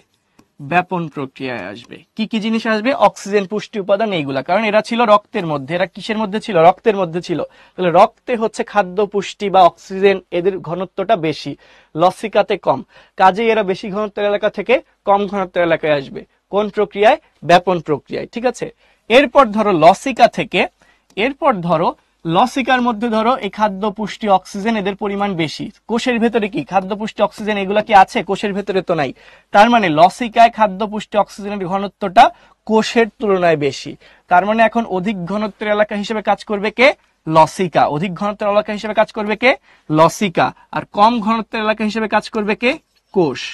অর্থাৎ এক্ষেত্রেও কি হবে, লসিকার থেকে খাদ্য পুষ্টি অক্সিজেন এগুলা কোথায় যাবে? কোষে যাবে। কোন প্রক্রিয়ায় যাবে? ব্যাপন প্রক্রিয়ায় যাবে। ঠিক আছে, তো তাহলে কি হইলো দেখো, খাদ্য অক্সিজেন এগুলা সবচেয়ে বেশি ছিল কোথায়? রক্তে। আর কম ছিল কোথায়? লসিকাতে। তখন রক্ত থেকে পুষ্টি অক্সিজেন এগুলা কোথায় গেল? লসিকাতে গেল। অধিক ঘনত্বের এলাকা থেকে কম ঘনত্বের এলাকায় গেল। তাহলে কোন প্রক্রিয়া? ব্যাপন প্রক্রিয়ায় গেল। আবার দেখো লসিকায় যখন খাদ্য পুষ্টি অক্সিজেন এগুলা চলে আসছে, এদের ঘনত্ব লসিকাতে বেশি, কোষের ভেতরে কি বেশি? না, কোষের ভেতরে কিন্তু কম। অর্থাৎ খাদ্য পুষ্টি অক্সিজেন এখন কি করবে? লসিকা থেকে কোষের ভেতরে যাবে, অধিক ঘনত্বের এলাকা থেকে কম ঘনত্বের এলাকায় যাবে। কোন প্রক্রিয়ায় যাবে? ব্যাপন প্রক্রিয়ায় যাবে। ঠিক আছে, তার মানে এই রক্ত থেকে আলটিমেটলি কোষ পর্যন্ত যাইতে কিন্তু বারবার ব্যাপন প্রক্রিয়ারই সাহায্য দরকার হচ্ছিল। তাহলে আমি পুরাটা আরেকবার একটু বলি। দেখো, টিস্যু গঠনকারী কোষের ফাঁকে ফাঁকে যে তরল, তার নাম আন্তঃকোষীয় তরল বা টিস্যুরস। এই আন্তঃকোষীয় তরল বা টিস্যুরসের মধ্যে যখন রক্তের কিছু আমিষ, তারপর হচ্ছে রক্তের কিছু শ্বেত রক্তকণিকা এগুলা আসে, তখন তাদেরকে আমরা কি বলি? তখন এই টিস্যুরস বা তরলটাকে আমরা কি বলি? লসিকা বলি। তো রক্ত নরমালি আমাদের খাদ্য পুষ্টি অক্সিজেন কোষ পর্যন্ত নিয়ে আসার কথা, তো এরা সরাসরি কোষের ভেতরে আসতে পারে না। তো রক্তের থেকে পুষ্টি উপাদান অক্সিজেন প্রথমে ব্যাপন প্রক্রিয়ায় কোথায় আসে? লসিকাতে আসে। এরপর লসিকা থেকে ব্যাপন প্রক্রিয়ায় কোষে পৌঁছায়। তো এই জিনিসটাই দেখো এখানে বলেছে যে রক্ত থেকে পুষ্টি উপাদান অক্সিজেন এগুলা কোথায় যায়? প্রথমে লসিকাতে যায়, এরপর লসিকা থেকে কোথায় যায়? কোষে যায়। তো এই যে লসিকায় যাওয়া, কোষে যাওয়া কার মাধ্যমে হচ্ছে? ব্যাপন প্রক্রিয়ার দ্বারা হচ্ছে। কিসের মাধ্যমে হচ্ছে? ব্যাপন প্রক্রিয়ার দ্বারা হচ্ছে। ঠিক আছে, এইটাই বলেছে। এই পর্যন্ত কি তোমরা বুঝতে পেরেছো? হ্যাঁ, লসিকা হলো টিস্যুরস। ব্রেক দিব, একটু পরেই ব্রেক দিব। এই যে কয়েকটা কুইজের পরেই ব্রেক দিব। টিস্যু কি? টিস্যু মানে হচ্ছে কলা। টিস্যু মানে হচ্ছে কলা। বারবার একজন জিজ্ঞাসা করতেছো জারণ কি? কোন যৌগের সঙ্গে অক্সিজেন যুক্ত হইলেই আমরা সেটাকে বলি জারণ। এটা হচ্ছে সনাতন পদ্ধতি। আধুনিক সংজ্ঞা তোমরা বড় হইলে পড়বে। একদম সহজ করে যদি বলি, কোন বস্তুর সঙ্গে বা যৌগের সঙ্গে যখন অক্সিজেন যুক্ত হয় সেটাকে আমরা বলি জারণ। যেমন আমরা শ্বসন প্রক্রিয়ায় কি দেখি? শ্বসন প্রক্রিয়ায় কি দেখি? গ্লুকোজ আর তার সাথে কি যুক্ত হয়? অক্সিজেন। আলটিমেটলি কি তৈরি হয়? তৈরি হয় কার্বন ডাই অক্সাইড, পানি আর হচ্ছে শক্তি। কার্বন ডাই অক্সাইড, পানি আর কি তৈরি হয়? শক্তি তৈরি হয়। তো এই বিক্রিয়াটা হওয়ার জন্য গ্লুকোজের সাথে কি অক্সিজেন যুক্ত হচ্ছে না? তো কোনো বস্তুর সাথে যখন অক্সিজেন যুক্ত হয়, এই অক্সিজেন যুক্ত হওয়াটাকেই আমরা কি বলি? জারণ বলি। কি বলি? অক্সিজেন যুক্ত হওয়াটাকে আমরা কি বলতেছি? বায়োলজিতে জারণ বলতেছি। উদ্ভিদের 2 নং পয়েন্টটা ক্লিয়ার হয় নাই। উদ্ভিদের 2 নম্বর পয়েন্টে কি বলছে? ব্যাপন প্রক্রিয়ার দ্বারা কোষে অক্সিজেন প্রবেশ করে এবং কার্বন ডাই অক্সাইড বের হয়ে যায়। দেখো, আমাদের যেমন শক্তি দরকার, উদ্ভিদেরও তো শক্তি দরকার। আমরা যেমন শ্বসন প্রক্রিয়ায় শক্তি তৈরি করি, উদ্ভিদও কি করে? শ্বসন প্রক্রিয়ায় শক্তি তৈরি করে। তো শ্বসনের জন্য কি দরকার? অক্সিজেন দরকার না? তো উদ্ভিদের ভেতরে অক্সিজেন প্রবেশ করতে হবে না? কোত্থেকে অক্সিজেন প্রবেশ করবে? বাইরে থেকে অক্সিজেন প্রবেশ করবে। পরিবেশে অক্সিজেনের পরিমাণ বেশি, উদ্ভিদের দেহে অক্সিজেনের পরিমাণ কম। তো সেক্ষেত্রে বেশি ঘনত্বের এলাকা অর্থাৎ পরিবেশ থেকে অক্সিজেন, কম ঘনত্বের এলাকা অর্থাৎ উদ্ভিদের দেহে প্রবেশ করবে। কোন প্রক্রিয়ায়? ব্যাপন প্রক্রিয়ায়। আবার উদ্ভিদের শ্বসনের পরে কি কার্বন ডাই অক্সাইড তৈরি হচ্ছে না? এই কার্বন ডাই অক্সাইড কি আবার বের করে দেওয়া লাগবে না? তো এই কার্বন ডাই অক্সাইড কোথায় বের করে দিবে? পরিবেশে বের করে দিবে। তো উদ্ভিদের দেহে কার্বন ডাই অক্সাইডের পরিমাণ বেশি, পরিবেশে কার্বন ডাই অক্সাইডের পরিমাণ কম, মানে ঘনত্ব কম। তাহলে কি উদ্ভিদ দেহ থেকে কার্বন ডাই অক্সাইড পরিবেশে যাচ্ছে, অর্থাৎ উদ্ভিদ দেহ অধিক ঘনত্বের এলাকা, সেখান থেকে পরিবেশ অর্থাৎ কম ঘনত্বের এলাকায় কার্বন ডাই অক্সাইড যাচ্ছে ব্যাপন প্রক্রিয়ায়। ক্লিয়ার? ফাউজিয়া, তুমি পানির আচ্ছা, রক্তবাহিকা কি? রক্তনালীকেই আমরা বলি রক্তবাহিকা। রক্তনালীকেই আমরা কি বলি? রক্তবাহিকা। ঠিক আছে, আচ্ছা, যেই নালীর মধ্য দিয়ে রক্ত প্রবাহিত হয় তাকেই বলি রক্তবাহিকা। এখন দেখো, তোমরা বারবার কি বলতেছো? 1 নাম্বার বুঝি নাই, 3 বুঝি নাই, 2 বুঝি নাই, মানে কেউ কিছুই বুঝে নাই। ব্যাপারটা কি এরকম? ব্রেক একটু পরে দিব। ঝড় হচ্ছে, খুবই ভালো। শ্বসন কি? যে প্রক্রিয়ায় শক্তি তৈরি হয় তাকে আমরা বলি শ্বসন। আচ্ছা, ঠিক আছে, ভেরি গুড, সবাই বুঝতে পেরেছে, ধন্যবাদ। আচ্ছা, ঠিক আছে। এখন দেখো, তাহলে আরেকবার আমি একটু রিপিট করি। দেখো, সালোক সংশ্লেষণের সময় কি হচ্ছে? উদ্ভিদের দরকার কার্বন ডাইঅক্সাইড, কোত্থেকে নিবে? পরিবেশ থেকে নিবে। তাহলে বাইরে থেকে ভেতরে অর্থাৎ পরিবেশ থেকে উদ্ভিদে কার্বন ডাইঅক্সাইড আসবে কোন প্রক্রিয়ায়? ব্যাপন প্রক্রিয়ায়। সালোক সংশ্লেষণের ফলে তৈরি হবে কি? অক্সিজেন, সেটা বাইরে বের করে দিবে না। তো কোষের ভেতরে অক্সিজেন বেশি, পরিবেশে অক্সিজেন কম, তাহলে ভেতর থেকে বাইরে, উদ্ভিদের দেহ থেকে বাইরে কার্বন অক্সিজেন বের হয়ে যাবে কোন প্রক্রিয়ায়? ব্যাপন প্রক্রিয়ায়। এরপর হচ্ছে তোমার শ্বসনের ক্ষেত্রে উল্টা ঘটনা ঘটবে, আর পানি বাষ্প আকারে বের হয়ে যাবে। পানি কিভাবে বাষ্প আকারে বের হয়ে যাচ্ছে? উদ্ভিদ মূল দিয়ে পানি শোষণ করতেছে, সেই পানি অল্প পরিমাণ উদ্ভিদের দরকার, বাকিটা অতিরিক্ত। তাহলে উদ্ভিদ দেহের অতিরিক্ত পানি বাইরে বের করে দিবে, কারণ উদ্ভিদের দেহের ভেতরে পানির পরিমাণটা বেশি। তাহলে দেহের ভেতরে পানির পরিমাণ বেশি মানে কি? পানির ঘনত্ব উদ্ভিদের দেহে বেশি, আর বাতাসে বা পরিবেশে পানির পরিমাণটা কম। তাহলে পানি কি হবে? অধিক ঘনত্বের এলাকা অর্থাৎ উদ্ভিদের দেহ থেকে পরিবেশ অর্থাৎ কম ঘনত্বের এলাকায় ছড়িয়ে পড়বে কোন প্রক্রিয়ায়? ব্যাপন প্রক্রিয়ায়। ঠিক আছে, এটাই বলছে। সামনের দিকে আসো, কিছু একটা অনুধাবনমূলক প্রশ্ন আছে। ঠিক আছে, অনুধাবনমূলক প্রশ্ন যদি একটু দেখি। কাপড়ে দেওয়া নীল পানিতে ছড়িয়ে পড়ে কেন? কাপড়ে দেওয়া নীল পানিতে ছড়িয়ে পড়ে কেন? কাপড় ধোয়ার সময় আমরা যে নীলটা দেই পানিতে, ওই নীলটা পানিতে ছড়িয়ে পড়ে কেন? অনেকটা তুতের মতোই সেম ঘটনা ঘটে। কি বলছে দেখো, ব্যাপন প্রক্রিয়ায় কাপড়ে দেওয়া নীল পানিতে ছড়িয়ে পড়ে। তাহলে মেন আনসার কি? ব্যাপন প্রক্রিয়া ছড়িয়ে পড়ে। কিভাবে ব্যাপন প্রক্রিয়া একটু ব্যাখ্যা করছে, যে কোনো পদার্থের অণুগুলোর অধিক ঘনত্বের স্থান থেকে কম ঘনত্বের স্থানে স্বতঃস্ফূর্তভাবে ছড়িয়ে পড়াকে ব্যাপন বলে। ব্যাপনের সংজ্ঞাটা দিয়েছে। এরপর কি বললো, যেহেতু নীলের অণুগুলোর ঘনত্ব পানির অণুর ঘনত্বের চেয়ে বেশি, তাই কাপড়ে দেওয়া নীল পানিতে মেশালে তা কি হয়? ব্যাপন প্রক্রিয়া সম্পূর্ণ পানিতে ছড়িয়ে পড়ে, এবং এই প্রক্রিয়া ততক্ষণ চলতে থাকে যতক্ষণ না অণুগুলোর ঘনত্ব সব জায়গায় সমান হয়। ঘনত্ব সমান হওয়া মাত্রই ব্যাপন বন্ধ হয়ে যায়। এই প্রক্রিয়ায় ব্যাপন চাপ মুখ্য ভূমিকা পালন করে। আমরা বেসিক এখন যা পড়েছি সেইটাই দেখো এখানে অ্যাপ্লাই করা হয়েছে। ঠিক আছে, আচ্ছা এখন একটু খেয়াল করো কুইজ। এখন আমাদের জন্য আছে কুইজ। সবাই একটু রেডি হয়ে যাই। ঠিক আছে, সবাই একটু রেডি হয়ে যাই। হ্যাঁ, আমি অনেক ইজি ক্লাস। ঠিক আছে, উদ্ভিদ তো অক্সিজেন নেয় আর কার্বন ডাইঅক্সাইড দেয়, নট কার্বন ডাইঅক্সাইড দেয় অক্সিজেন নেয়। একটু ভুল নাই, কোনো ভুল নাই সানিয়াত, কোনো ভুল নাই। উদ্ভিদেরও শ্বসনের দরকার হয়, উদ্ভিদও নিজের মধ্যে শক্তি তৈরি করে।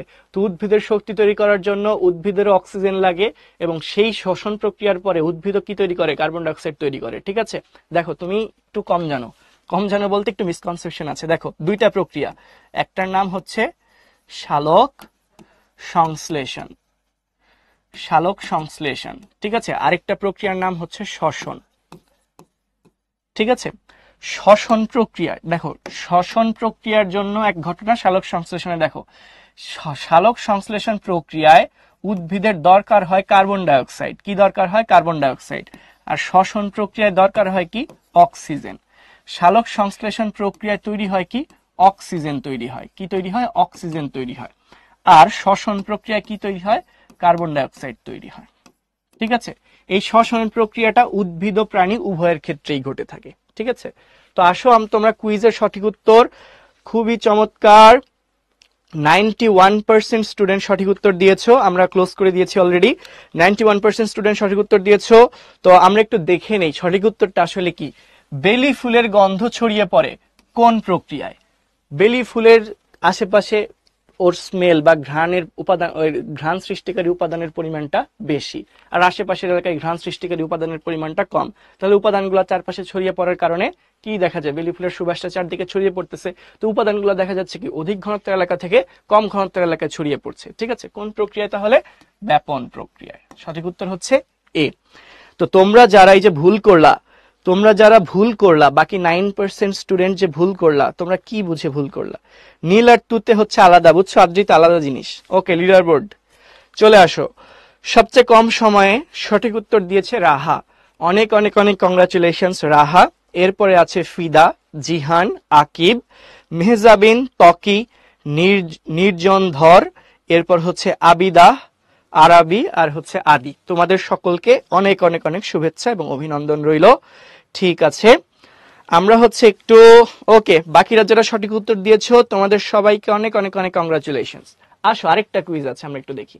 এই কুইজে দেখো বাকিরা টপ করার ট্রাই করো। দেখো কি বলেছে, একটা উদ্দীপক আছে, রোহান স্কুল থেকে বাড়ি ফেরার পথে রোজই রেস্টুরেন্টের পাশ দিয়ে যায় এবং সবসময় খাবারের সুবাস অনুভব করে। ঠিক আছে, মানে ধরো তুমি স্কুল থেকে বাসায় যাওয়ার সময় কি করতেছো? একটা রেস্টুরেন্টের পাশ দিয়ে যাচ্ছ, তো রেস্টুরেন্টের খাবারের স্মেলটা তোমার নাকে আসতেছে। কোন প্রক্রিয়ায় আসতেছে? কেন, কোন ঘটনার সাথে এটা মিল আছে দেখো তো। ব্যাপন, অভিস্রবণ, শোষণ, ইমবাইবেশন। তো আমরা কিছুই পড়ি না অলরেডি। তোমরা কমন সেন্স থাকলে 100% উত্তর দেওয়ার কথা। বাকিরা যারা ভুল করতেছো ওদেরকে ভার্চুয়ালি মাইট দেওয়া উচিত আসলে, বুঝছো? ওদেরকে ভার্চুয়াল মাইট দিব যারা ভুল আনসার দিচ্ছ। এইটা কিভাবে ভুল করো? তোমার নাকে সুবাস আসতেছে, তার মানে কি? আমরা ক্লোজ করে দিই, এটার দরকার নেই, আমরা ক্লোজ করে দিই। ওকে, দেখো আমরা এখানে কি দেখতে পাচ্ছি, রেস্টুরেন্টের ভেতর থেকে সুবাস তোমার নাকে আসতেছে। তার মানে কি রেস্টুরেন্টের ভেতর কোনো একটা খাবার রান্না হয়েছে বা খাবারের পরিমাণ বা খাবারের ঘ্রাণ সৃষ্টিকারী উপাদান রেস্টুরেন্টের ভেতরে বেশি, তুমি যে রাস্তা দিয়ে যাচ্ছ সেখানে উপাদানের পরিমাণটা কম, তাহলে এই জন্যই সুবাসটা বেশি ঘনত্বের এলাকা থেকে কম ঘনত্বের এলাকায় ছড়িয়ে পড়তেছে, আর এইভাবে সুবাস ভেসে তোমার নাকে আসতেছে। ঠিক আছে, তো এটা তাহলে কোন প্রক্রিয়া হইলো? ব্যাপন প্রক্রিয়া। কোন প্রক্রিয়া? ব্যাপন প্রক্রিয়া। ঠিক আছে, এটা যারা ভুল করছো তাদের জন্য ভার্চুয়ালি মার্ক দিলাম, আর যারা সঠিক উত্তর দিয়েছো তারা একটু দেখে নেই। খুবই কম সময়ে সঠিক উত্তর দিয়েছে হচ্ছে সাদাত, কংগ্রাচুলেশন সাদাত। এরপরে আছে হচ্ছে আরশাদ, রুসাফি, স্বর্ণময়ী, আকিব, মুবিন, রায়ান, নেরা, রিশাদ, মেহজাবিন। তোমাদের সবাইকে অনেক অনেক কংগ্রাচুলেশনস। আরেকটা কুইজ আছে, আরেকটা কুইজ আছে, এইবার ভালো করে আনসার করো। ঠিক আছে, আরেকটা কুইজ, সেম উদ্দীপক, প্রশ্নটা আলাদা। সেম উদ্দীপক, যে রোহান স্কুল থেকে বাড়ি ফেরার পথে ওই রেস্টুরেন্টের সামনে দিয়ে যাওয়ার সময় খুব ভালো স্মেল পাচ্ছে, খাবারের সুবাস পাচ্ছে। তো এইটা কোন বিষয়টির সাথে সামঞ্জস্যপূর্ণ? চারটা অপশন খুব ভালো করে খেয়াল করো ঠান্ডা মাথায়। অণুগুলার ঘনত্ব, অণুগুলা কি কম ঘনত্ব এলাকা থেকে বেশি ঘনত্ব এলাকায় যাচ্ছে, নাকি ওইখানে কোনো অর্ধভেদ্য পর্দা থাকতেছে, নাকি অণুগুলা বেশি ঘনত্ব এলাকা থেকে কম ঘনত্ব এলাকায় যাচ্ছে, নাকি দ্রাবক অণুর স্থানান্তর হয়? দেখো এইখন যারা উল্টাপাল্টা আনসার দিচ্ছ ওদেরকে আরো বেশি মাইর, ভার্চুয়াল মাইর। ঠিক আছে, যারা সঠিক উত্তর দিচ্ছ তারা স্মার্ট, আর যারা ভুল উত্তর দিচ্ছ তারা পুরাই আনস্মার্ট। বুঝতে পারছো? ওদেরকে ভার্চুয়াল মাইর দেওয়া উচিত। কিভাবে এটা ভুল করো মাত্র বুঝাইছি। ঠিক আছে, মাত্র বুঝাইছি। দেখো লাস্ট 5 সেকেন্ড, 5 4 3 2 1 ক্লোজ। দেখো কি বলেছে, রোহান যে রেস্টুরেন্টের সামনে দিয়ে যাচ্ছে তখন তার নাকে খাবারের ঘ্রাণ আসতেছে। তো এটা কোন প্রক্রিয়া? অলরেডি আমরা দেখলাম ব্যাপন প্রক্রিয়ায়। তো ব্যাপন প্রক্রিয়ায় কি হয়? বারবার বলেছিলাম ব্যাপন প্রক্রিয়া কি হয়, অণুগুলা অধিক ঘনত্বের এলাকা থেকে কম ঘনত্বের এলাকায় ছড়িয়ে পড়ে। কি হয়? পদার্থের অণুগুলা অধিক ঘনত্বের এলাকা থেকে কম ঘনত্বের এলাকায় ছড়িয়ে পড়ছে। তাহলে দেখো তো কি আছে, কম ঘনত্ব থেকে বেশি ঘনত্ব না, অর্ধবেদ্য পর্দা বা দ্রাবক নিয়ে আমরা কোনো কথাবার্তা বলছি? বলি নাই। তাহলে ঘটনাটা কি, অণুগুলা এই যে বেশি ঘনত্বের এলাকা থেকে কম ঘনত্বের এলাকায় ছড়িয়ে পড়বে স্থানে, অণুগুলো বেশি ঘনত্ব থেকে কম ঘনত্বের স্থানে যাবে। সো সঠিক উত্তর হচ্ছে সি। তো এবার খুবই হতাশাজনক ভাবে মাত্র 76% স্টুডেন্ট সঠিক উত্তর দিয়েছো। আমরা লিডার বোর্ডটা একটু দেখবো। লিডার বোর্ডের শুরুতে আবারও আছে সাদাত, এরপর আছে আকিব, আরাবি, জিহান, নীরা, মেহজাবিন, আরশাদ, নির্জনধর, আকাশ, আতকিয়া। যারা আগের বার সঠিক উত্তর দিয়েছে এবারও ম্যাক্সিমাম তারাই আছে, নতুন কয়েকজন এসেছো। তোমাদের যারা সঠিক উত্তর দিয়েছো সবাইকে অনেক অনেক অনেক কংগ্রাচুলেশনস। আর হচ্ছে সাদাত, তুমি 2বার টপ করেছো, তোমাকে অনেক বেশি কংগ্রাচুলেশনস। তো যারা ভুল করলা তারা কি বুঝে ভুল করো, অমনোযোগী হওয়া যাবে না বা হুটহাট করা যাবে না। আমরা একটু সামনে দেখি, আরেকটা কুইজ যাও এইবার ভুল শুধরানোর। যারা আগের বার ভুল করছো তারা কিন্তু এবার ভুল করা যাবে না। আরেকটা কুইজ দিলাম তোমাদের জন্য। দেখো কি বলেছে, ব্যাপন কতক্ষণ চলবে? ব্যাপন ততক্ষণ পর্যন্ত চলতে থাকবে যতক্ষণ না ব্যাপন চাপ হ্রাস পায়, ব্যাপন চাপ থাকবে, সংশ্লিষ্ট স্থানে অণুগুলোর ঘনত্ব সমান হয়। কতক্ষণ ধরে ব্যাপন চলবে? আনসারটা করে ফেলো, আনসারটা করে ফেলো দেখি। এইবার ভুলভাল আনসার দিও না। হায় হায় হায় হায়, এইবার তো আরো বেশি ভুল করতেছো। এইবার তো সঠিক উত্তরের পরিমাণ খুবই কম হয়ে যাচ্ছে। আমরা এইটার জন্য একটু বেশি টাইম দিচ্ছি, যাও এটার জন্য আমরা একটু টাইম দিচ্ছি, তোমরা একটু ভেবে চিন্তে আনসার করো দেখি, ভেবে চিন্তে আনসার করো। ওকে, লাস্ট 5 সেকেন্ডস, 5 4 3 2 1 ক্লোজ। ওকে, প্রশ্নটা কি ছিল? ব্যাপন ততক্ষণ পর্যন্ত চলতে থাকবে যতক্ষণ না কি হবে। দেখো ব্যাপনে কি হয়, অধিক ঘনত্বের এলাকা থেকে, অধিক ঘনত্বের এলাকা থেকে অণুগুলা কম ঘনত্বের এলাকায় ছড়িয়ে পড়ে। কোথায় যায়? কম ঘনত্বের এলাকায় ছড়িয়ে পড়ে। ঠিক আছে, এটাকে আমরা কি বলতেছি? ব্যাপন বলতেছি। ধরো এইখানে 100টা অণু আছে। কয়টা অণু আছে? 100টা অণু। এখানে কয়টা অণু আছে কোন একটা উপাদানের, ধরো 50টা অণু আছে। তাহলে ব্যাপন কতক্ষণ চলতে থাকবে? যতক্ষণ না এখান থেকে অণুগুলা এখানে কতক্ষণ যেতে থাকবে? যতক্ষণ না এদের দুই প্রান্তে অণুগুলার সংখ্যা সমান হয়। যেমন ধরো এইখানের থেকে অণু, কয়টা অণু? 25টা অণু কোথায় চলে যাবে? এখান থেকে 25টা অণু, কয়টা অণু? 25টা অণু এখানে আসবে। তাহলে এখান থেকে কয়টা যাবে? -25। ঠিক আছে, এখানে কয়টা অ্যাড হবে? +25। তাহলে কয়টা হয়ে যাবে? এই পাশে থাকবে ধরো 75টা, আর এই পাশে কয়টা হয়ে যাবে? 75টা। তার মানে কি, অণুর ঘনত্ব দুই প্রান্তে যতক্ষণ না সমান হবে ততক্ষণ কিন্তু ব্যাপন চলতে থাকবে। বুঝতে পারছো? যখনই দুই পাশে 75 75 সমান হয়ে গেছে, দেখো এই পাশে ছিল 100টা, এই পাশে ছিল 50টা অণু, তো যখনই দুই পাশে 75 75 সমান হয়ে গেছে তখনই কি আর ব্যাপন হবে? তখন কিন্তু ব্যাপন বন্ধ হয়ে যাবে। এখন তো আর কম ঘনত্ব বেশি ঘনত্ব নাই, দুই জায়গায় ঘনত্ব সমান। তার মানে একটা কথা আমরা পাইলাম, সেটা হচ্ছে যতক্ষণ কি হবে, সংশ্লিষ্ট স্থানে অণুগুলোর ঘনত্ব সমান হলেই কি হবে? ব্যাপন বন্ধ হয়ে যাবে। তার মানে সমান না হওয়া পর্যন্ত কিন্তু তোমার ব্যাপন চলতে থাকবে। আচ্ছা, আরেকটা ব্যাপার কি বললো, অধিক ঘনত্বের এলাকায়, খেয়াল করো, অধিক ঘনত্বের এলাকায় ব্যাপন চাপ বেশি। এখানে কি বেশি? ব্যাপন চাপ বেশি। ঠিক আছে, ব্যাপন চাপ উপস্থিত। এখানে কিন্তু ব্যাপন চাপটা নাই। তো ব্যাপন চাপের কারণেই কি হয়? ব্যাপন হয়। তাহলে যতক্ষণ ব্যাপন চাপ থাকবে ততক্ষণই ব্যাপন চলতে থাকবে। যখনই দুই প্রান্তে অণুগুলোর ঘনত্ব সমান হয়ে যাবে তখন কি আর ব্যাপন চাপ থাকবে? তখন কিন্তু থাকবে না। সেক্ষেত্রে কি হবে না? আর ব্যাপন হবে না। সো এইটা দেখো, তাহলে ব্যাপন চাপ হ্রাস পাওয়া পর্যন্ত কিন্তু ব্যাপন চলতে থাকবে। ঠিক আছে, তাহলে কি বললো, ব্যাপন চাপ যতক্ষণ থাকবে ততক্ষণ কি তোমার ব্যাপন হবে? ব্যাপন, যতক্ষণ ব্যাপন চাপ থাকবে ততক্ষণ কি ব্যাপন হবে? একটু বোঝার চেষ্টা করো। ব্যাপন ততক্ষণ চলবে যতক্ষণ না ব্যাপন চাপ হ্রাস পায়। ব্যাপন চাপ কমে গেলেই আর ব্যাপন হবে না। ঠিক আছে, আচ্ছা, যতক্ষণ না ব্যাপন চাপ থাকবে, এরকম না ব্যাপন চাপ থাকলে ব্যাপন হবে, ব্যাপন চাপ না থাকলে তো আর ব্যাপন হচ্ছে না। এরপর দেখো, সংশ্লিষ্ট স্থানে অণুগুলোর ঘনত্ব সমান হয়, দুই প্রান্তে অণুগুলোর ঘনত্ব সমান হয়ে গেলে ব্যাপন থেমে যাবে। তাহলে সঠিক উত্তর হচ্ছে 1 আর হচ্ছে 3। তাহলে আনসার হচ্ছে সি। আনসারটা কি? সি। ঠিক আছে, তোমরা মাত্র 29% স্টুডেন্ট সঠিক উত্তর দিয়েছো। ঠিক আছে, ব্যাপন চাপ হ্রাস পাওয়া পর্যন্ত হচ্ছে তোমার ব্যাপন চলতে থাকবে। দেখো, ব্যাপন ততক্ষণ পর্যন্ত চলবে যতক্ষণ না ব্যাপন চাপ হ্রাস পায়। ব্যাপন চাপ হ্রাস পেয়ে গেলেই ব্যাপন বন্ধ হয়ে যাবে। আর দুই প্রান্তে অণুর ঘনত্ব সমান হয়ে গেলেই ব্যাপন বন্ধ হয়ে যাবে। বুঝতে পারছো? আর ব্যাপন চাপ থাকলে তো ব্যাপন চলতেই থাকবে। বুঝাইতে পারছি? তাহলে আনসার কি হবে? 1 আর 3। তো দেখি এইবার কারা সঠিক উত্তর দিয়েছে, লিডার বোর্ডটা আমরা একটু দেখি। আবারও আশ্চর্যভাবে সঠিক উত্তর দিয়ে টপে আছে Sadat. Big big big congratulation Sadat. সেকেন্ডে আছে হচ্ছে লাবিবা, ইয়াসিন, ওয়াসিক, তারপর হচ্ছে সায়ান, শুভ্র, আবির, মন, ফারিহা, মুনতাহা। তোমাদের সবাইকে অনেক অনেক অনেক শুভেচ্ছা এবং অভিনন্দন। যারা ভুল করছো তাদের জন্য 1 ডজন ভার্চুয়াল মাইর। বুঝছো, অনেক অনেক মাইর দেওয়া উচিত তোমাদের।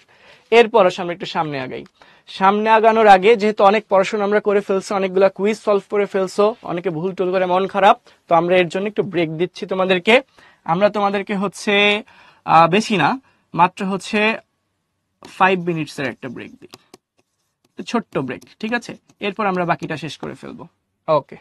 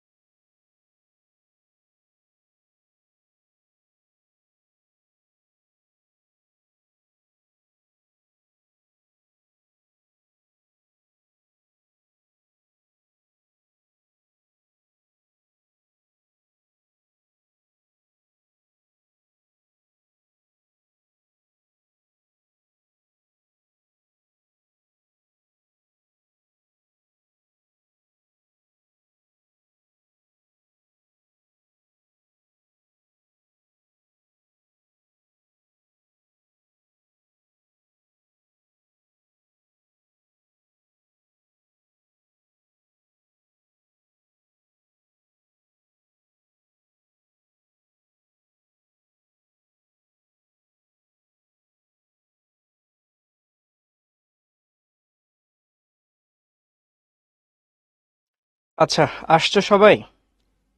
কারা কারা আসছো দেখি।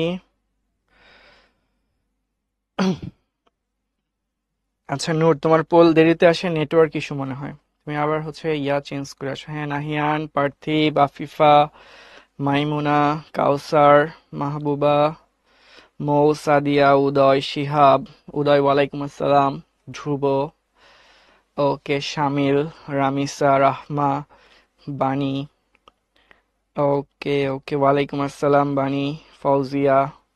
ওকে, ঠিক আছে, তোমরা সবাই চলে আসো, আমরা স্টার্ট করি। আসতে থাকো। ঠিক আছে, ওকে। গত কুইজের লিডার বোর্ড পাবলিশ করা হয় নাই? লিডার বোর্ড তো সবই পাবলিশ করার কথা, দেখি দাঁড়াও চেক করতেছি। না, লিডার বোর্ড তো সবগুলা পাবলিশ করা হয়েছে ভাইয়া। লিডার বোর্ড তো সবগুলাই পাবলিশ করা হয়েছে।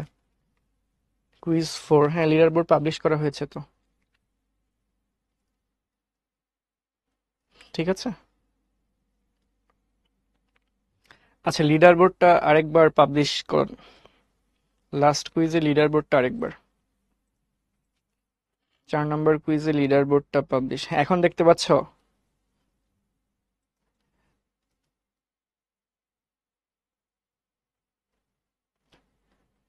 হ্যাঁ ঠিক আছে, দেখে নাও তাহলে। ব্রেকের টাইম অনেক কম দিছি, ক্লাস তো দ্রুত শেষ হয়ে যাবে, এরপর তুমি অনেক ব্রেক কাটাইতে পারবো, অসুবিধা নেই। ঠিক আছে, আচ্ছা আসো আসো, আমরা হচ্ছে স্টার্ট করি। এতক্ষণ আমরা ব্যাপন পড়েছি, এখন আমরা হচ্ছে অভিশ্রবণ এবং অভিশ্রবণের গুরুত্ব নিয়ে পড়াশোনা করব। ঠিক আছে, অভিশ্রবণ এবং অভিশ্রবণ কি এটা নিয়ে আমরা একটু জানবো। দেখো, অভিশ্রবণেরও একটা এক্সাম্পল দিয়ে আসলে আমি একটু স্টার্ট করি, যে অভিশ্রবণ বা অসমোসিস কি এটা বোঝার আগে বাস্তব জীবনের সঙ্গে মিল সম্পন্ন অভিশ্রবণের একটু এক্সাম্পল দেখে নিই। কি বলেছে, যে যদি একটি শুকনা কিশমিশকে পানিতে কিছুক্ষণ ভিজিয়ে রাখি, কেমন কিশমিশ? শুকনা কিশমিশকে যদি আমরা পানিতে কিছুক্ষণ ভিজিয়ে রাখি, তাহলে দেখা যায় সেটি ফুলে ওঠে। তো এই কিশমিশ দ্বারা পানি শোষণের কারণে এমনটি ঘটেছে, এবং পানি শোষণটা কোন প্রক্রিয়ায় হয়েছে? অভিস্রবণ প্রক্রিয়ায় হয়েছে। ঠিক আছে, তার মানে অভিস্রবণ কি? অভিস্রবণ কিন্তু তরল পদার্থ শোষণের প্রক্রিয়া। ঠিক আছে, অভিস্রবণ কি? তরল পদার্থ শোষণের প্রক্রিয়া। শুকনা কিশমিশকে তুমি যখন পানির মধ্যে ভিজায় রাখবা, সেই কিশমিশটা কি হবে? ফুলে যাবে। কেন ফুলে যাবে? এই কিশমিশটা কিভাবে ফুলে যাবে বলতো?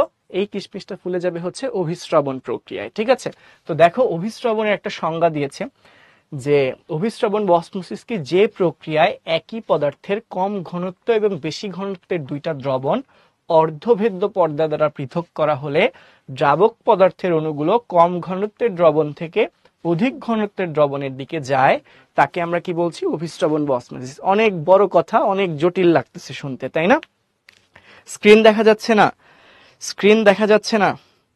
তোমরা একটু সার্ভার চেঞ্জ করে ব্যাপনের বিপরীত না অভিস্রবণ। অভিস্রবণও এক ধরনের ব্যাপন, বুঝতে পারছো নাহিয়ান? ব্যাপনের বিপরীত নাম। সাউন্ড আনক্লিয়ার, রিলোড করে, নেটওয়ার্ক ইস্যু ভাইয়া, তোমরা একটু সার্ভার চেঞ্জ করো, নতুন সার্ভার দিয়ে জয়েন করো। ঠিক আছে, হ্যাঁ চাল চিরা এগুলাও হয় রামিসা, চাল চিরা এগুলার এক্সাম্পল আমরা দিতে পারি। ঠিক আছে, ওকে ঠিক আছে। হ্যাঁ, যারা শুনতে পাচ্ছ ওকে, যাদের প্রবলেম হচ্ছিল তারা সার্ভার চেঞ্জ করো, আর যারা শুনতে পাচ্ছ তাহলে তো খুবই ভালো। ওকে, এখন একটু খেয়াল করো কি বললো। এই অভিস্রবণের সংজ্ঞাটা বোঝার আগে, এই অভিস্রবণ বা অসমোসিস কাকে বলে এটা বোঝার আগে আমরা কিছু পর্দা সম্পর্কে একটু জেনে নিব। ঠিক আছে, এই অভিস্রবণ বা অসমোসিস কাকে বলে এই জিনিসটা বোঝার আগে আমরা কিছু পর্দা সম্পর্কে আগে জেনে নিই। দেখো কি বললো, ভিন্ন ঘনত্ব বিশিষ্ট দুইটি দ্রবণের মধ্যে অবস্থিত পর্দাকে 3 ভাগে ভাগ করা যায়। তো এইটা জানার আগেও আমরা আরেকটু কিছু কথা বলবো, সেটা হচ্ছে, তোমরা দ্রবণ কথাটার সঙ্গে পরিচিত? দ্রবণ কথাটার সঙ্গে পরিচিত কিনা আমাকে একটু জানাও। ঠিক আছে, দ্রবণ কথাটার সঙ্গে পরিচিত কিনা একটু জানাও। ওকে, রামিসা, সিদ্রাতুল, রাকা ওরা পরিচিত। আচ্ছা ঠিক আছে, তোমরা দ্রবণের সঙ্গে যদি পরিচিত হও, তাহলে আমি যদি একটু উদাহরণ দেই। ধরো একটা পাত্রের মধ্যে আমি পানি নিলাম। কি নিলাম? একটা পাত্রের মধ্যে আমি পানি নিলাম। এই পাত্রটার মধ্যে আমি কি নিয়েছি? পানি নিয়েছি। এরপর এই পাত্রের মধ্যে আমি 1 চামচ চিনি যোগ করলাম। কি করলাম? 1 চামচ চিনি যোগ করে দিলাম। ঠিক আছে, পাত্রের মধ্যে কি যোগ করে দিলাম, চিনি যোগ করে দিলাম। তাহলে চিনি আর পানি মিলে কি একটা শরবত হয়ে গেল না? এই চিনি আর পানির এই শরবতটাকে আমরা কি বলছি, একটা দ্রবণ বলছি। ঠিক আছে, আর এই দ্রবণের মধ্যে দুইটা জিনিস আছে, কি কি আছে, পানি আছে আর চিনি আছে। এখানে পানিটা হচ্ছে দ্রাবক, এখানে পানিটা কি দ্রাবক, আর চিনিটা হচ্ছে দ্রব। চিনিটা কি দ্রব, আর এই দ্রব আর দ্রাবক মিলেই কি তৈরি হয়, দ্রবণ তৈরি হয়। দ্রব আর দ্রাবক মিলেই কি তৈরি হয়, দ্রবণ তৈরি হয়। তাহলে দ্রবণটা কি, দ্রবণটা হচ্ছে দুইটা পদার্থের সমসত্ব মিশ্রণ, তাই না? দুইটা পদার্থের সমসত্ব মিশ্রণকে আমরা বলি হচ্ছে দ্রবণ। তো তোমরা এখন অনেকে প্রশ্ন করে বসবে, ভাইয়া সমসত্ব মিশ্রণ কি পারি না জানি না? পারো, জানো, হয়তো ভুলে গেছো। তোমরা ক্লাস 6-এ যখন 6-এর বইটা পড়েছিলা তখন কিন্তু ছিল সমসত্ব মিশ্রণ কি। ঠিক আছে, ধরো তুমি 1 চামচ বালির সাথে 1 চামচ চিনি মিশাইলা, এরা কি একদম একটা একটার সাথে খুব ভালো করে মিশে যাবে? এদেরকে সহজে আলাদা করে ফেলা যাবে না। এই ধরনের মিশ্রণকে আমরা বলি অসমসত্ব মিশ্রণ। আর তুমি এই যে পানির মধ্যে যখন চিনি দিলা, তখন চিনি আর পানি কি একবারে মিশে গেছে না? তুমি বাইরে থেকে দেখে কি বুঝতে পারবা যে পানির মধ্যে চিনি মেশানো আছে? এটা কিন্তু তুমি বুঝতে পারবে না। তার মানে কি, ওইটা হচ্ছে একদম ভালোভাবে একটা আরেকটার সাথে মিশে গেছে। এটাকে আমরা বলি সমসত্ব মিশ্রণ। আর সমসত্ব মিশ্রণের আরেক নামই কি, দ্রবণ। ঠিক আছে, তো দ্রবণে যে উপাদানের পরিমাণটা বেশি পরিমাণে থাকে তাকে আমরা বলি দ্রাবক, আর যে উপাদানের পরিমাণটা কম পরিমাণে থাকে তাকে আমরা কি বলি, দ্রব। দেখো, যখন আমরা চিনির শরবত বানাচ্ছি সেখানে পানির পরিমাণটা বেশি, কাজেই পানি হচ্ছে কি দ্রাবক, আর চিনির পরিমাণটা পানির তুলনায় কম, তাহলে চিনিটা কি দ্রব। আর এই দ্রব আর দ্রাবক অর্থাৎ পানি আর চিনি মিলেই কি একটা শরবত তৈরি হচ্ছে না, চিনির শরবত। এই শরবতটা কি আমরা কি বলছি বলতো, দ্রবণ বলছি। ঠিক আছে, তাহলে দ্রব, দ্রাবক, দ্রবণ, এই তিনটা কি তোমাদের ক্লিয়ার? দ্রব, দ্রাবক, দ্রবণ, এই তিনটা কি ক্লিয়ার? হ্যাঁ, দ্রবণ এক ধরনের মিক্সচার, কিন্তু স্পেশাল মিক্সচার। ঠিক আছে, আনস্যাচুরেটেড, স্যাচুরেটেড, সম্পৃক্ত, অসম্পৃক্ত, এই আলাপ এখন দরকার নেই। সম্পৃক্ত অসম্পৃক্তের কথা আমরা এখন বলতেছি না। ঠিক আছে, ওটা অন্য জিনিস।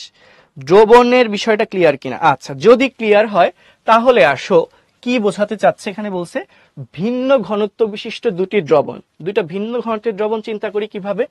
ধরে নাও এটা একটা পাত্র, এর পাশে ধরো আরেকটা পাত্র আছে। ঠিক আছে, এই পাত্রে ধরো পানি আছে, এই পাত্রে সেম পরিমাণ পানি আছে, দুইটা পাত্রে একই পরিমাণ পানি আছে। বাট এই পাত্রে ধরে নাও চিনি দিয়েছি হচ্ছে 10 চামচ, এই পাত্রে চিনি দিয়েছি 10 চামচ, আর এই পাত্রে চিনি দিয়েছি 1 চামচ। তাহলে কোন পাত্রের দ্রবণটা মিষ্টি হবে? ধরো দুইটা পাত্র আমি নাম দিলাম, একটা হচ্ছে এ পাত্র, এটার নাম দিলাম এ পাত্র, এটার নাম দিলাম বি পাত্র।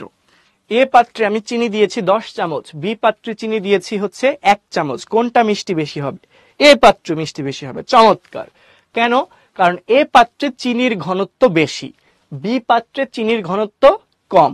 যেহেতু এ পাত্রে চিনির ঘনত্ব বেশি, তাই এ পাত্রটা হচ্ছে মিষ্টি, এ পাত্রের দ্রবণটা হবে মিষ্টি। বি পাত্রে যেহেতু চিনির ঘনত্ব কম, বি পাত্রটা কি হবে, একটু কম মিষ্টি হবে, এ পাত্রের তুলনায় কম মিষ্টি হবে। তার মানে দেখো, দুইটাতে কিন্তু দ্রাবকের পরিমাণ সেম, পানির পরিমাণ কিন্তু সেম ছিল, কিন্তু দ্রাবকের পরিমাণ যেটাতে বেশি সেটাকে আমরা কি বলছি, ঘন দ্রবণ। কি বলছি সেটাকে? ঘন দ্রবণ। ঠিক আছে, তার মানে এ পাত্রের দ্রবণটা কি এক্ষেত্রে ঘন দ্রবণ, আর বি পাত্রের দ্রবণটা কি এক্ষেত্রে হালকা দ্রবণ বা কম ঘন দ্রবণ। ঠিক আছে, তাহলে দেখো দুইটা ভিন্ন ঘনত্বের দ্রবণ আমরা পাইলাম না, একই দ্রাবক, দুইটার ক্ষেত্রে দ্রাবক কিন্তু সেম। দুইটার ক্ষেত্রে দ্রাবক কি পানি না, কিন্তু এ পাত্রের দ্রবণটা কি ঘন দ্রবণ, বাট বি পাত্রের দ্রবণটা কি হালকা দ্রবণ। ঠিক আছে, তো একই দ্রাবক বিশিষ্ট দুইটা ভিন্ন ঘনত্বের দ্রবণ, দুইটার ঘনত্ব কিন্তু আলাদা, ঘনমাত্রা কিন্তু আলাদা, একটা বেশি ঘন আর একটা কম ঘন। তো এরকম ভিন্ন ঘনত্ব বিশিষ্ট দুইটি দ্রবণের মধ্যে যদি আমি কোনো পর্দা রাখি, ঠিক আছে, দুইটি একই দ্রাবক বিশিষ্ট দুইটা ভিন্ন ঘনত্বের দ্রবণের মধ্যে যদি কোনো পর্দা রাখি, সেই পর্দা হচ্ছে 3 রকম হইতে পারে। পর্দাগুলা কয় রকম হইতে পারে? 3 রকম হইতে পারে। কি কি রকম? একটাকে বলা হচ্ছে অভেদ্য পর্দা, আরেকটাকে বলা হচ্ছে ভেদ্য পর্দা, আরেকটাকে বলা হচ্ছে অর্ধভেদ্য বা বৈষম্য ভেদ্য পর্দা। কি বললাম? একটা হচ্ছে অর্ধভেদ্য পর্দা, আরেকটা ভেদ্য পর্দা, আরেকটা হচ্ছে অর্ধভেদ্য বা বৈষম্য ভেদ্য পর্দা। এখন ভেদ্য কথাটা দ্বারা আমরা কি বুঝতেছি? এই যে বারবার লেখা হচ্ছে না ভেদ্য, এই ভেদ্য কথাটা দ্বারা আমরা কি? ভেদ্য কথাটা দ্বারা বুঝতেছি হচ্ছে ভেদ করে যাওয়া, পার হয়ে যাওয়া। এর মধ্য দিয়ে পার হয়ে যাওয়া কিনা, ঠিক আছে, এটা ভেদ করে যাওয়া, পার হয়ে বা ভেদ করে যাওয়া, ভেদ করে যাওয়া, এটাকে আমরা কি বলছি, ভেদ্য। ঠিক আছে, যেই পর্দাকে তুমি পার হয়ে যেতে পারবা বা যেই পর্দার ভেতর দিয়ে তুমি চলে যাইতে পারবা, ঠিক আছে, সেটাকে আমরা কি বলছি, ভেদ্য পর্দা। দেখো বললো অভেদ্য পর্দা, মানে কি, ওকে ভেদ করা যাবে না। অভেদ্য কি করা যাবে না, ভেদ করা যাবে না। দেখো কি বলছে, অভেদ্য পর্দার ক্ষেত্রে কি হবে, দ্রাবক এবং দ্রব উভয় প্রকার পদার্থের অণুগুলো চলাচল করতে পারে না। ঠিক আছে, দেখো অভেদ্য পর্দার মধ্য দিয়ে দ্রাবকের অণুগুলাও চলাচল করতে পারবে না, দ্রবের অণুগুলাও চলাচল করতে পারবে না। ঠিক আছে, এরপর আসো ভেদ্য পর্দা। ভেদ্য পর্দা মানে কি, সবাই ওকে ভেদ করে যেতে পারবে, মানে ওর মধ্য দিয়ে চলাচল করতে পারবে, অর্থাৎ দ্রাবক এবং দ্রব উভয়ের অণুই চলাচল করতে পারবে। ঠিক আছে, এরা হচ্ছে ভেদ্য পর্দা। আরেকটা হচ্ছে অর্ধভেদ্য বা বৈষম্য ভেদ্য পর্দা। ঠিক আছে, এক্ষেত্রে কি হবে, এক্ষেত্রে হচ্ছে শুধুমাত্র দ্রাবকের অণুগুলা চলাচল করতে পারে, দ্রাবকের অণু চলাচল করতে পারে, কিন্তু দ্রবের অণু চলাচল করতে পারে না। দ্রবের অণু কি করতে পারবে না, চলাচল করতে পারবে না। তার মানে এক্ষেত্রে কি বৈষম্য হইল না, দ্রব আর দ্রাবকের মধ্যে কিন্তু বৈষম্য করা হইলো। দ্রবকে চলাচল করতে দেওয়া হচ্ছে না, কিন্তু দ্রাবকের অণুগুলা চলাচল করতে পারতেছে। ঠিক আছে, এই জন্য এই পর্দাকে বলা হয় বৈষম্য ভেদ্য পর্দা। দ্রবণের অর্ধেকটা, মানে দ্রব এবং দ্রাবকের মধ্যে শুধুমাত্র অর্ধেক দ্রাবক চলাচল করতে পারতেছে বা ভেদ করতে পারতেছে, তাই বলা হচ্ছে কি অর্ধভেদ্য পর্দা। এই তিনটার কনসেপ্টটাকে ক্লিয়ার হয়েছে কিনা? ঠিক আছে, এই তিন পর্দাগুলা কোথায় থাকে পরে আসতেছি, এই তিনটার কনসেপ্ট ক্লিয়ার হয়েছে কিনা? আর এই যে এর মধ্যে কে যেন চিনির শিরা চুলাই দিয়ে অনেক রান্না বান্না করে ফেলতেছো, আগে বিষয়গুলা বুঝো, পরে চিনির শিরা আমরা চুলাই দিব, ঠিক আছে, একসাথে রান্না করব। ঠিক আছে, আচ্ছা এখন একটু দেখো, ওই প্রশ্নটা একটু পরে করো, আগে যেটা বোঝাচ্ছি সেটা বুঝো। ঠিক আছে, ওকে ওকে, হ্যাঁ, তো এক্সাম্পলে আমরা পরে যাই। তাহলে বিষয়টা দেখো, অভেদ্য পর্দা, এর মধ্য দিয়ে দ্রাবকও চলাচল করতে পারবে না, দ্রবের অণুগুলাও চলাচল করতে পারবে না, মানে দ্রব দ্রাবক কেউই চলাচল করতে পারবে না। ভেদ্য পর্দা, দ্রবের অণুগুলাও চলাচল করতে পারবে, দ্রাবকের অণুগুলাও চলাচল করতে পারবে। অর্ধভেদ্য পর্দা, এর মধ্য দিয়ে দ্রবের অণুগুলা চলাচল করতে পারবে না, কিন্তু দ্রাবকের অণুগুলা চলাচল করতে পারবে। ক্লিয়ার? এখন আসো উদাহরণ। অভেদ্য পর্দার উদাহরণ কি? দেখো, অভেদ্য পর্দার উদাহরণ হচ্ছে পলিথিন, পলিথিন। এরপর হচ্ছে কিউটিন যুক্ত কোষ প্রাচীর। এই কথাটা খেয়াল করো, নরমাল কোষ প্রাচীরের কথা বলে নাই, কি বলছে, কিউটিন যুক্ত কোষ প্রাচীর। কিউটিন কি? কিউটিন হচ্ছে মোম জাতীয় পদার্থ। কিরকম পদার্থ? মোম জাতীয় পদার্থ। ঠিক আছে, আর একটু বোঝার জন্য যদি স্পেসিফাই করি, আমরা পাতা দেখেছি না, পাতার একটা পৃষ্ঠ থাকে না স্মুথ, আর আরেকটা পৃষ্ঠ একটু খসখসে থাকে না? তো পাতার যেটা মসৃণ বা স্মুথ পৃষ্ঠ, ওই পৃষ্ঠটা মসৃণ কেন? কারণ ওখানে কি থাকে, কিউটিন নির্মিত কিউটিকল থাকে। ঠিক আছে, তো এই হচ্ছে মোমের মতো পিচ্ছিল না পাতার উপরের দিকটা, কিসের কারণে? এই কিউটিনের কারণে। তো কিউটিনের মধ্য দিয়ে কোনো কিছু ভেদ করে যেতে পারে না, সেটা দ্রব দ্রাবক কেউই ভেদ করে যেতে পারবে না। তো এরকম পলিথিনের মধ্য দিয়ে দ্রব দ্রাবক কেউই ভেদ করে যেতে পারবে না। তো এর জন্যই বলা হচ্ছে কি অভেদ্য পর্দার উদাহরণ কি পলিথিন, কিউটিন যুক্ত কোষ প্রাচীর। এরপর আসো ভেদ্য পর্দা, যার মধ্য দিয়ে কি দ্রবও ভেদ করে যেতে পারবে, মানে চলাচল করতে পারবে, দ্রাবকও চলাচল করতে পারবে। উদাহরণ হচ্ছে কোষ প্রাচীর। এক্ষেত্রে কিন্তু কিউটিনের কথা বলে নাই, স্বাভাবিক কোষ প্রাচীর। ঠিক আছে, এই এক্সাম্পল গুলা থেকে কিন্তু এমসিকিউ আসে, খুব ভালো করে খেয়াল করতে হবে, এগুলো থেকে কিন্তু পরীক্ষায় প্রশ্ন আসবে। সংজ্ঞাতে বলবে অভেদ্য পর্দা কি, অর্ধভেদ্য পর্দা কি, ভেদ্য পর্দা কি, এটা হচ্ছে জ্ঞানমূলক প্রশ্নে, মানে সংজ্ঞাতে আসবে, কতে আসবে। আর উদাহরণে কিন্তু, মানে এই উদাহরণ থেকে কিন্তু এমসিকিউ আসবে, সেগুলো ভালো করে মনে রাখতে হবে। এরপর দেখো, অর্ধভেদ্য বা বৈষম্য ভেদ্য পর্দা, যার মধ্যে দিয়ে শুধু দ্রাবকের অণুগুলা চলাচল করতে পারবে। এক্সাম্পল কি? কোষ পর্দা। কোষ পর্দার আরেকটা নাম কি বলতো? কোষ পর্দার আরেকটা নাম কি, একটু কমেন্টে জানাও। কোষ পর্দার আরেকটা নাম কি বলতে পারবা? কোষ পর্দার আরেকটা নাম কি? দ্রাবকের বিরুদ্ধে আন্দোলনে নামতে হবে না, না। কোষ পর্দার আরেক নাম হচ্ছে কোষ ঝিল্লি। ভেরি গুড, কোষ ঝিল্লি বা প্লাজমা পর্দা। ঠিক আছে, কোষ ঝিল্লি বা প্লাজমা পর্দা বা প্লাজমা মেমব্রেন। ভেরি গুড, ওকে, ঠিক আছে, সেল মেমব্রেন বা প্লাজমা মেমব্রেন বা কোষ ঝিল্লি। ঠিক আছে, সেটাই হচ্ছে কোষ পর্দা। ওকে, দেখো 3 নাম্বারটা বুঝো নাই, মানে অর্ধভেদ্য পর্দাটা বুঝো নাই। অর্ধভেদ্য পর্দার ভেতর দিয়ে শুধুমাত্র দ্রাবকের অণুগুলা চলাচল করতে পারবে, দ্রবের অণুগুলা চলাচল করতে পারবে না। ধরো একটা অর্ধভেদ্য পর্দা যেমন হচ্ছে কোষ পর্দা। ঠিক আছে, কোষ পর্দা বা কোষ ঝিল্লি। আমরা যদি চিনির শরবতের কথা চিন্তা করি, এখানে দ্রাবককে পানি আর দ্রবকে চিনি, তাহলে কোষ পর্দা বা কোষ ঝিল্লির ভেতর দিয়ে পানি চলাচল করতে পারবে, কিন্তু চিনির অণুগুলা চলাচল চলাচল করতে পারবে না। বিষয়টা বোঝাইতে পারছি? দ্রাবকের অণুগুলা চলাচল করবে কিন্তু দ্রবের অণুগুলা চলাচল করবে না, সেটাকে আমরা কি বলছি? অর্ধভেদ্য পর্দা। তো এরকম অর্ধভেদ্য পর্দার উদাহরণ কি? কোষ পর্দা। যেমন একটু আগে আমরা বললাম না, কিশমিশ, শুকনা কিশমিশকে ভিজিয়ে রাখলে সেটা ফুলে যায়। কেন ফুলে যায়? কিশমিশের ভেতরে পানির পরিমাণ কম, ঠিক আছে, কিশমিশের ভেতরে চিনির পরিমাণ বেশি। আর কিশমিশের যে পানিতে ভিজিয়ে রাখা হয়েছে সেখানে কিন্তু চিনিটা নাই। তার মানে কিশমিশের ভেতরের দ্রবণটা ঘন দ্রবণ, কিশমিশের বাইরের পানির যে দ্রবণ সেটা কিন্তু হালকা দ্রবণ। তো এর মধ্যে কি হয়েছে? কিশমিশের ভেতর থেকে কিন্তু চিনির অণুগুলা বের হয়ে আসতে পারে নাই, কিন্তু বাইরে থেকে দ্রাবক অণু অর্থাৎ পানির অণু কিন্তু ঠিকই কিশমিশের ভেতরে প্রবেশ করছে কোষ পর্দা ভেদ করে, ঠিক আছে, কোষ ঝিল্লি ভেদ করে। অর্থাৎ দ্রাবক চলাচল করতে পারছে, দ্রব কিন্তু চলাচল করতে পারে নাই, ঠিক আছে। তো এটার একটা উদাহরণ হচ্ছে যে কোষ পর্দা। ওকে, এরপর দেখো ডিমের খোসার ভিতরের পর্দা। ডিমের একটা শক্ত খোসা থাকে না, এর ভিতরে কিন্তু দেখবা সাদা রঙের একটা পাতলা পর্দা থাকে। বিশেষ করে এই জিনিসটা তোমরা স্পষ্ট দেখতে পারো সিদ্ধ ডিমের ক্ষেত্রে। ডিম সিদ্ধ করার পর যখন খোসা ছাড়ানো হয়, এরপরে দেখবা কোনো কোনো ক্ষেত্রে একটা সাদা পাতলা পর্দা থাকে, ওই পর্দাটাও কিন্তু অর্ধভেদ্য পর্দা, ঠিক আছে। এরপর কি বললো? মাছের পটকার পর্দা। মাছে ওই যে সাদা বা গোলাপি রঙের একটা বায়ুথলি থাকে না, পটকা, দুইটা ফোলা ফোলা বেলুনের মতো অংশ থাকে, এটাকে আমরা কি বলি? মাছের পটকা বা বায়ুথলি, ঠিক আছে। এটা মাছকে পানিতে ভেসে থাকতে, সাঁতার কাটতে সাহায্য করে, এর মধ্যে বাতাস সঞ্চিত থাকে, ঠিক আছে। তো এইগুলো নিয়ে আমরা হচ্ছে পরে জানবো আরো বড় হইলে। তো মাছ কাটার সময় তো তোমরা পটকা অনেকেই দেখে থাকবে। এরপর হচ্ছে জীবজন্তুর পিত্তথলির পর্দা, ঠিক আছে। আমাদের যকৃৎ আছে না, লিভার আছে না, এই যকৃতের নিচে ছোট্ট গাঢ় সবুজ বর্ণের একটা থলি থাকে, এর নাম হচ্ছে পিত্তথলি। তোমরা বাসায় মাছ কাটার সময় বা ওই মুরগি কাটার সময় বা কোরবানির ঈদের সময়, গরু কাটার সময় বা ছাগল মানে খাসি জবাই দেওয়ার সময়ও কিন্তু তোমরা এই পিত্তথলি দেখতে পারবা, ডিপ সবুজ রঙের, ঠিক আছে, অত্যন্ত গাঢ় সবুজ রঙের পিত্তথলি থাকে। এই পিত্তথলির পর্দাটাও কিরকম? অর্ধভেদ্য পর্দা। তাহলে এই উদাহরণগুলা কিন্তু আমাদের খুব ভালো করে মনে রাখতে হবে। অর্ধভেদ্য পর্দার উদাহরণ কারা? কোষ পর্দা, ডিমের খোসার ভেতরের পর্দা, মাছের পটকার পর্দা, জীবজন্তুর পিত্তথলির পর্দা। এরা সবাই কি? অর্ধভেদ্য পর্দা। অর্থাৎ এদের মধ্য দিয়ে দ্রাবকের অণুগুলা চলাচল করতে পারবে কিন্তু কোনো দ্রবের অণু চলাচল করতে পারবে না, ঠিক আছে। এখন আসো প্রয়োগ। অভেদ্য পর্দা আমরা ইউজ করি কিসে? যেমন বৃষ্টির দিনে। বৃষ্টির দিনে আমরা পলিথিন থেকে বাঁচতে পলিথিন থেকে বাঁচতে না, বৃষ্টি থেকে বাঁচতে গিয়ে মাথার উপর পলিথিন দেয় না, যাতে পানি আমাদের গায়ে না পড়ে। আচ্ছা, তার মানে বৃষ্টির দিনে মাথা ভিজে না। এটা কিসের কারণে? কিউটিন যুক্ত তোমার পলিথিনের কারণে। আবার অনেক সময় দেখা যায় কি ভেদ্য পর্দা, এটার উদাহরণ কি? এটার উদাহরণ তো আমরা দেখলাম কোষ প্রাচীর। এর এক্সাম্পল কি? কোষ প্রাচীর, মানে প্রয়োগটা কোথায়? কোষ প্রাচীর ভেদ করে কিন্তু বিভিন্ন পদার্থ কোষের ভেতরে ঢুকতেও পারে, কোষ থেকে বেরো হয়ে যেতে পারে, ঠিক আছে। এর মাধ্যমে এক কোষ আরেক কোষের সাথে যোগাযোগ রক্ষা করে। এরপর দেখো কি বলছে? অর্ধভেদ্য পর্দা বা বৈষম্যভেদ্য পর্দা। এই অর্ধভেদ্য বা বৈষম্যভেদ্য পর্দার প্রয়োগটা কোথায়? অভিস্রবণে, যেটা আমরা এখন পড়বো, ঠিক আছে।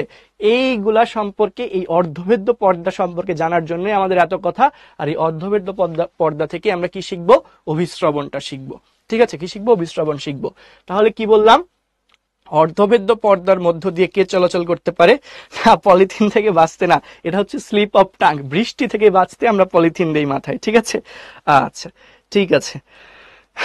আচ্ছা ঠিক আছে, অনেক ফান হয়েছে। ওকে, এখন দেখো, হ্যাঁ এই যে রামিসা, একটু আমরা চিনির শিরাটা দেখিও কি বলে। সবাই একটু দাঁড়াও, স্প্যামিং একটু থামো, আমরা একটু রামিসার চিনির শিরার বিষয়টা একটু পরে দেখি, ঠিক আছে। দেখিও কি চিনির শিরা রান্না করতেছে, একটু পরে। এইবার চিনির শিরা যখন চুলায় দেওয়া হয় তখন দ্রব এবং দ্রাবক কে হয়? চিনির শিরা যখন চুলায় দেওয়া হয় সেক্ষেত্রে কি হচ্ছে? দেখো, তুমি চিনির দ্রবণ মানে পানির মধ্যে চিনি দিছো, এরপর এটাকে চুলায় গরম করতেছো, তখন দেখা যায় কি পানিটা বাষ্পীভূত হয়ে যাচ্ছে আর সামান্য পরিমাণ পানি থেকে যাচ্ছে, তখন দেখা যাচ্ছে দ্রবণটা আরো ঘন হচ্ছে। হালকা দ্রবণ থেকে আরো দ্রবণটা কেমন হয়ে যাচ্ছে? ঘন হয়ে যাচ্ছে। এক্ষেত্রেও দ্রাবকটা পানিই থাকলো, দ্রব কিন্তু চিনিই থাকলো। কিন্তু যখন তুমি এটাকে বয়েল করলা, জাল দিলা, তখন কি হইলো? দ্রাবকের পরিমাণ কমে যাচ্ছে, কিন্তু চিনির পরিমাণ কি বাড়তেছে বা কমতেছে? তা কিন্তু না। ধরো তুমি এক গ্লাস পানিতে, ধরে নাও 50 ml পানিতে 1 চামচ চিনি দিছিলা, ঠিক আছে। কি করলা? 50 ml পানিতে 1 চামচ চিনি দিয়েছো। এরপর ওইটা যদি তুমি টেস্ট করো, যতটা মিষ্টি লাগবে, তুমি যখন ওটাকে জাল করবা, পানির পরিমাণটা কি কমতে থাকবে না? দ্রাবকের পরিমাণ কমবে। সেক্ষেত্রে কি দ্রবণটা আরো ঘন হবে না? তাহলে কি কম দ্রাবকে সেম পরিমাণ দ্রব আছে, সেক্ষেত্রে দেখবো ওই শিরাটা আরো বেশি মিষ্টি হয়ে গেছে। চিনির পরিমাণের কিন্তু চেঞ্জ হয় নাই, দ্রবের পরিমাণের কোনো চেঞ্জ হয় নাই, কিন্তু দ্রাবকের পরিমাণটা কমে গেছে, ঠিক আছে। তো আলটিমেটলি সেমই থাকবে। ওকে রামিসা, তাহলে রামিসার এই শিরা রান্না বান্না কমপ্লিট। ওকে, হ্যাঁ নামিরা, তখন বেশি মিষ্টি লাগবে। ওকে, পর্দাগুলোর ইংলিশ। অভেদ্য পর্দা, অভেদ্য পর্দা হচ্ছে ইমপারমিয়েবল মেমব্রেন আমরা কিভাবে লিখবো একটু ছোট্ট করে লিখে দিই। ইমপারমিয়েবল মেমব্রেন, ইমপারমিয়েবল, ইমপারমিয়েবল মেমব্রেন, পর্দা মানে মেমব্রেন, ঠিক আছে একবারে লিখে দিই, পর্দা মানে হচ্ছে মেমব্রেন, এখানে আর জায়গা নেই, একবারে যেন লিখে দিলাম, পর্দা মানে মেমব্রেন তো জানোই, পর্দা মানে হচ্ছে মেমব্রেন, তাহলে অভেদ্য পর্দা হচ্ছে ইমপারমিয়েবল মেমব্রেন, ভেদ্য পর্দা পারমিয়েবল মেমব্রেন, পারমিয়েবল মেমব্রেন, অর্ধভেদ্য পর্দা সেমি পারমিয়েবল, সেমি পারমিয়েবল, ঠিক আছে, আর বৈষম্যভেদ্য পর্দা সিলেক্টিভলি পারমিয়েবল, সিলেক্টিভলি পারমিয়েবল, ঠিক আছে। ওকে, যারা ইংলিশ চাচ্ছিল তাদের জন্য এইটুকু। ওকে, আচ্ছা হ্যাঁ উপাদান সেম থাকবে। ওকে ঠিক আছে। আচ্ছা, কে একজন শহীদ হয়ে যাচ্ছে, মি ইমবাইবিশন কি, মি ইমবাইবিশন কি, কে কে ওর নিকনেম দিয়ে দেওয়া উচিত ইমবাইবিশন। এই যে দিগন্ত মণ্ডল, তোমার নাম আজকের থেকে হচ্ছে তোমার ইমবাইবিশন। ইয়াফেজ, বায়োলজিতে বস হয়ে গেছো, তাহলে তো খুবই ভালো, বায়োলজি পাবা হচ্ছে 9-10-এ, তুমি ক্লাস 8-এর থেকেই টেস্ট ফিল করতেছো বায়োলজির টেস্ট, তাহলে তো খুবই ভালো, ঠিক আছে। আরে না রামিস, আমি মজা করতেছি, কষ্ট পাবো কেন তোমার কথায়, ঠিক আছে। ওকে, আমরা তো এই টপিকটা শেষ করার পরে বোঝাইলে তোমার জন্য ইজি হয়, কারণ আমরা একটা জিনিস যখন বোঝাচ্ছি তখন যদি আমরা ওই শিরা রান্না বান্না করতাম তখন কিন্তু আসলে অন্যদের একটু হ্যাম্পার হইতো, এই জন্য বললাম। ওকে হ্যাঁ ঠিক আছে, ছুটি একটু পরে। তাহলে দেখো আমরা এখন একটু ফিরে যাই, অভিস্রবণ, ঠিক আছে। অভিস্রবণের ইংলিশটা তোমরা একটু পরে জিজ্ঞাসা করবে, আগেই বলে দিই, এর ইংলিশটা হচ্ছে অসমোসিস, ঠিক আছে। অভিস্রবণের ইংলিশ হচ্ছে অসমোসিস। তো দেখো অভিস্রবণের বিষয়টা একটু বোঝাই বলি, ঠিক আছে। ধরে নাও একটা পাত্র, এটা হচ্ছে একটা পাত্র, বড় পাত্র, এই পাত্রের মধ্যে একটা অর্ধভেদ্য পর্দা আছে, কি আছে, অর্ধভেদ্য পর্দা। এই পর্দাটা কেমন পর্দা, অর্ধভেদ্য পর্দা, ঠিক আছে। আমি এখানে লিখলাম পর্দাটা কেমন পর্দা, অর্ধভেদ্য পর্দা, ঠিক আছে। এই অর্ধভেদ্য পর্দার মধ্য দিয়ে কে যাইতে পারে, দ্রাবক চলাচল করতে পারে, দ্রবের অণুগুলা চলাচল করতে পারে না। এখন ধরো এই পাত্রের অর্ধভেদ্য পর্দার এই পাত্রটাকে দুইটা পোর্শনে বা দুইটা পার্টে ভাগ করা হয়েছে না, একটা ধরে নিলাম আমি এ অংশ, আরেকটাকে ধরে নিলাম বি অংশ। ধরে নাও এ অংশে পানির পরিমাণ হচ্ছে সেম, এ অংশে একই পরিমাণ পানি আছে, ঠিক আছে। বি অংশেও সেম পরিমাণ পানি আছে, ঠিক আছে। আচ্ছা এখন চিন্তা করো এ অংশে ধরো আমি এখানে চিনি ধরো দিলাম, এইখানে ধরো চিনি দিলাম হচ্ছে 10 চামচ, এখানে 10 চামচ চিনি দিছি, তাহলে এখানে চিনির অণুগুলার ঘনত্ব অনেক বেশি না, চিনির অণুগুলার ঘনত্ব অনেক বেশি না, ঠিক আছে। এখানে 10 চামচ চিনি দিছি, তার মানে কি এই দ্রবণে চিনির অণুগুলার ঘনত্ব অনেক বেশি। আর এই বি দ্রবণে আমি চিনি দিলাম ধরো হচ্ছে 2 চামচ, তাহলে এখানে চিনির অণুগুলার ঘনত্ব কি কম না তুলনামূলক, তাহলে কোনটা বেশি মিষ্টি হবে, এ দ্রবণ না বি দ্রবণ, জানাও কোনটা বেশি মিষ্টি হবে, এ দ্রবণ না বি দ্রবণ,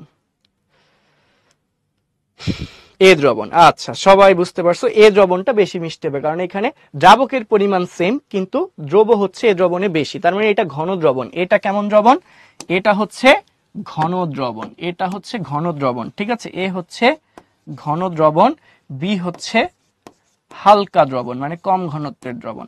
এখন দেখো এইটার ক্ষেত্রে ঘটনাটা কি ঘটলো, দুইটার ক্ষেত্রে দ্রাবক কি সেম না, এ দ্রবণ বি দ্রবণ দুইটার ক্ষেত্রে কি দ্রাবক সেম না, তাহলে একই দ্রাবক। প্রথম ক্ষেত্রে আমরা এদের সম্পর্কে কি বলতে পারি, দ্রাবক কিন্তু একই, তাহলে একই দ্রাবক। এই এ দ্রবণ আর বি দ্রবণ এদের কি ঘনমাত্রা আলাদা না, এদের ঘনমাত্রা আলাদা না, একটা ঘন দ্রবণ একটা হালকা দ্রবণ, তার মানে কি দুইটা দ্রবণের ঘনমাত্রা আলাদা, তার মানে দ্রাবক সেম। প্রথম কথা এরা কি দুইটার ক্ষেত্রে দ্রাবক সেম। পরের কথা কি, ঘনমাত্রা কিন্তু আলাদা, এদের ঘনমাত্রা ভিন্ন মানে আলাদা, পৃথক, ঠিক আছে। একই দ্রাবক দুইটা ভিন্ন ঘনমাত্রার দ্রবণ, একটা কি পর্দা দ্বারা আলাদা করা আছে, অর্ধভেদ্য পর্দা দ্বারা আলাদা করা আছে। কি দ্বারা আলাদা করা, অর্ধভেদ্য পর্দা দ্বারা পৃথক করা আছে, ঠিক আছে। অর্ধভেদ্য পর্দা দ্বারা পৃথক করা আছে, ঠিক আছে।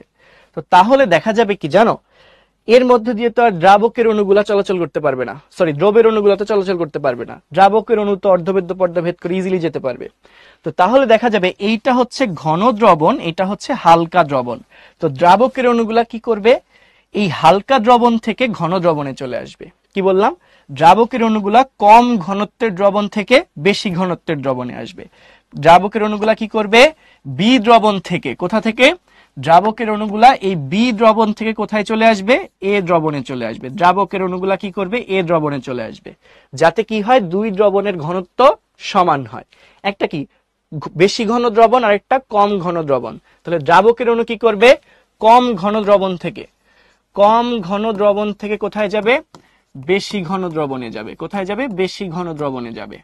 কম ঘন দ্রবণ থেকে বেশি ঘন দ্রবণে যাবে। কে যাবে, কে যাবে বলতো, যাবে হচ্ছে দ্রাবকের অণুগুলা। কে যাবে, দ্রাবকের অণু যাবে, দ্রাবক যাবে।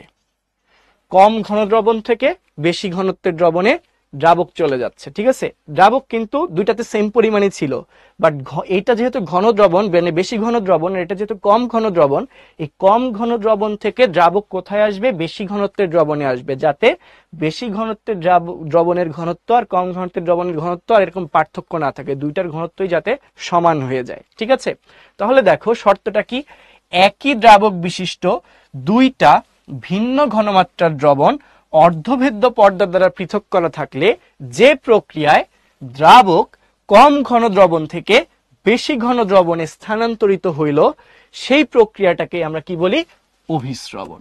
সেই প্রক্রিয়াটাকে আমরা কি বলি, অভিস্রবণ বলি।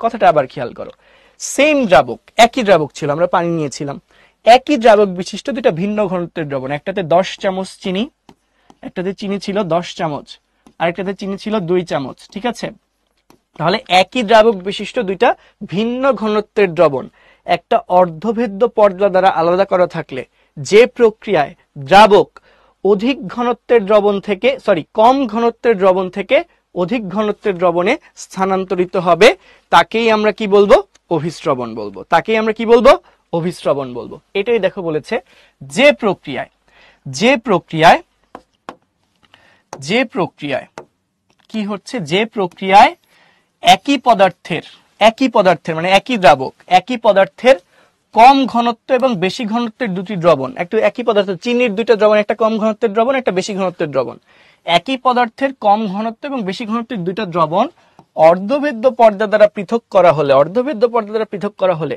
দ্রাবক পদার্থের অণুগুলো কোথায় যাবে, কম ঘনত্বের দ্রবণ থেকে অধিক ঘনত্বের দ্রবণের দিকে যায়। সেই প্রসেসটাকে আমরা কি বলি, অভিস্রবণ বা অসমোসিস বলি। ঠিক আছে, সেটাকে আমরা কি বলি, অভিস্রবণ বা অসমোসিস বলি। তোমাদের ক্লাস ছুটি হইতে আরো 6-7 মিনিট সময় লাগবে। ঠিক আছে, একটু অপেক্ষা করো, এত তাড়াতাড়ি ছুটির জন্য অস্থির হওয়া যাবে না। ওকে ওকে ওকে, আচ্ছা ঠিক আছে, এখন একটু খেয়াল করো, এখন একটু খেয়াল করো। না, ব্যাপনের উল্টা না, ব্যাপনের উল্টা না। দেখো, ব্যাপনের উল্টা না, কেন না সেটা পরে বলতেছি, বাট আগে এই জিনিসটা বুঝো।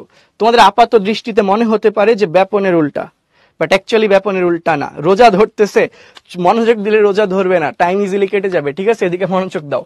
দেখো কি বললাম, তাহলে একই দ্রাবক বিশিষ্ট দুইটা আলাদা ঘনত্বের দ্রবণ যখন একটা অর্ধভেদ্য পর্দা দ্বারা পৃথক করা থাকবে, যেই প্রক্রিয়ায় দ্রাবক কম ঘনত্বের দ্রবণ থেকে বেশি ঘনত্বের দ্রবণে যাবে, সেটাকে আমরা বলবো অসমোসিস বা অভিস্রবণ।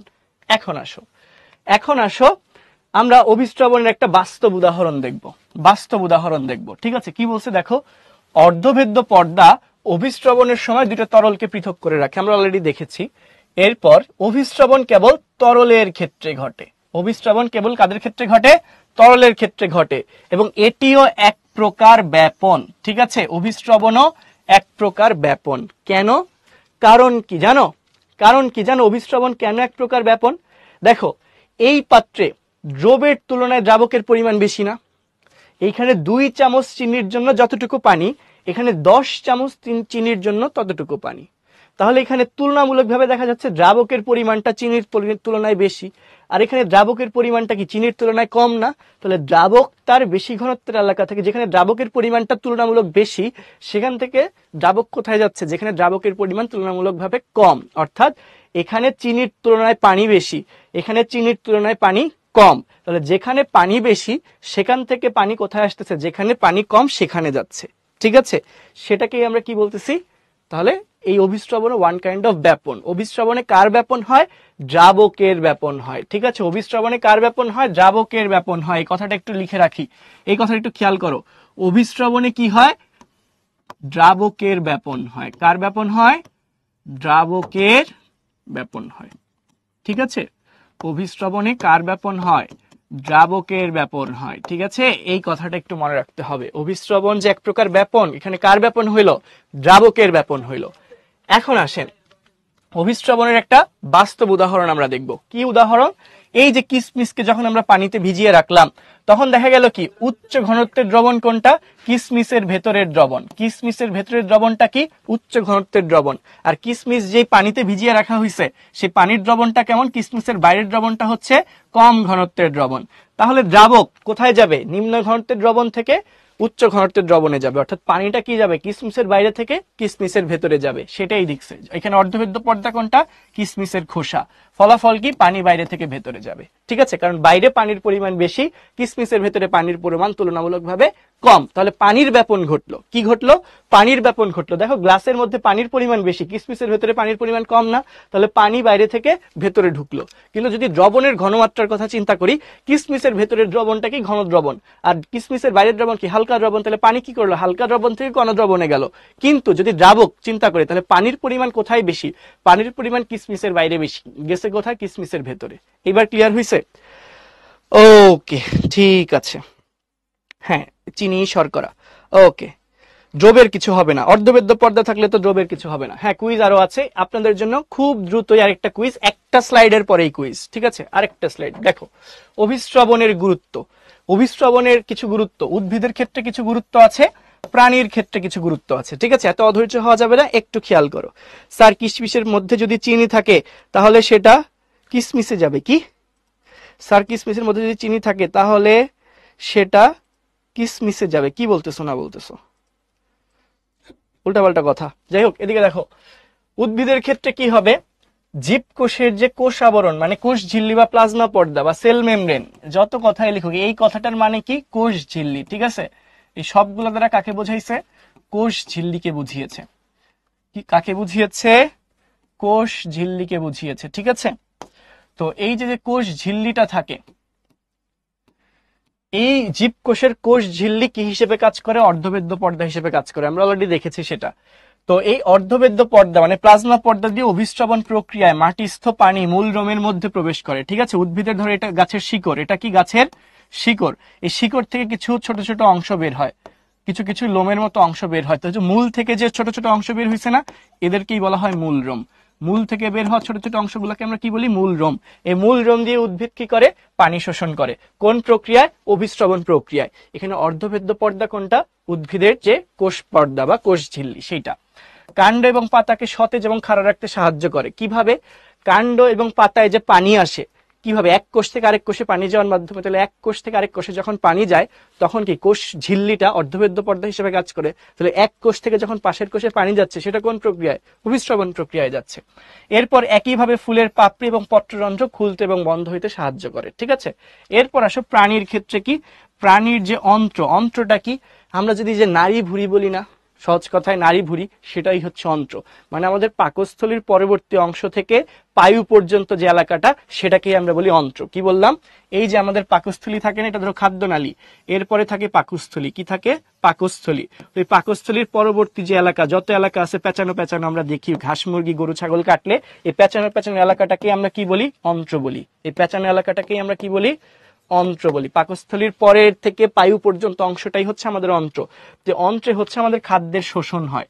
তো অন্ত্রে খাদ্যবস্তুর শোষণ কোন প্রক্রিয়ায় হয়, অভিস্রবণ প্রক্রিয়ায় হয়, ঠিক আছে। এটা কিন্তু সৃজনশীলে আসে, অভিস্রবণের গুরুত্ব কি এটা সুন্দর করে গুছিয়ে লিখতে হবে।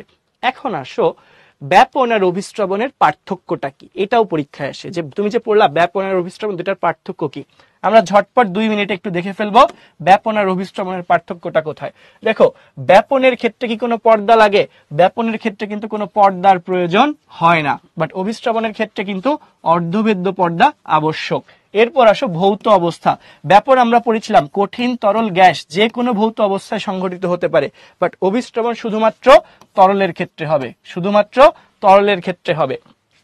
এরপর দেখো পরিবহনের দিক কি হয়, উচ্চ ঘনত্বের স্থান হতে নিম্ন ঘনত্বের স্থানে স্বতঃস্ফূর্তভাবে পরিব্যাপ্ত হয়, মানে ব্যাপন ঘটে। পরিব্যাপ্ত হওয়া মানে কি, ব্যাপন হওয়া।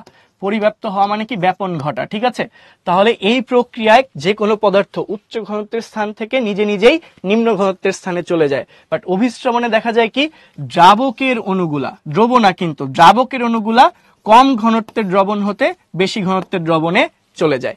এরপর কি বললাম, দ্রবণের প্রকৃতি। ঠিক আছে, ভিন্ন প্রকৃতির দ্রবণের মধ্যেও ব্যাপন ঘটতে পারে, মানে দুটো আলাদা। ধরো চিনির দ্রবণ আর লবণের দ্রবণ, এদের মধ্যেও ব্যাপন ঘটতে পারে।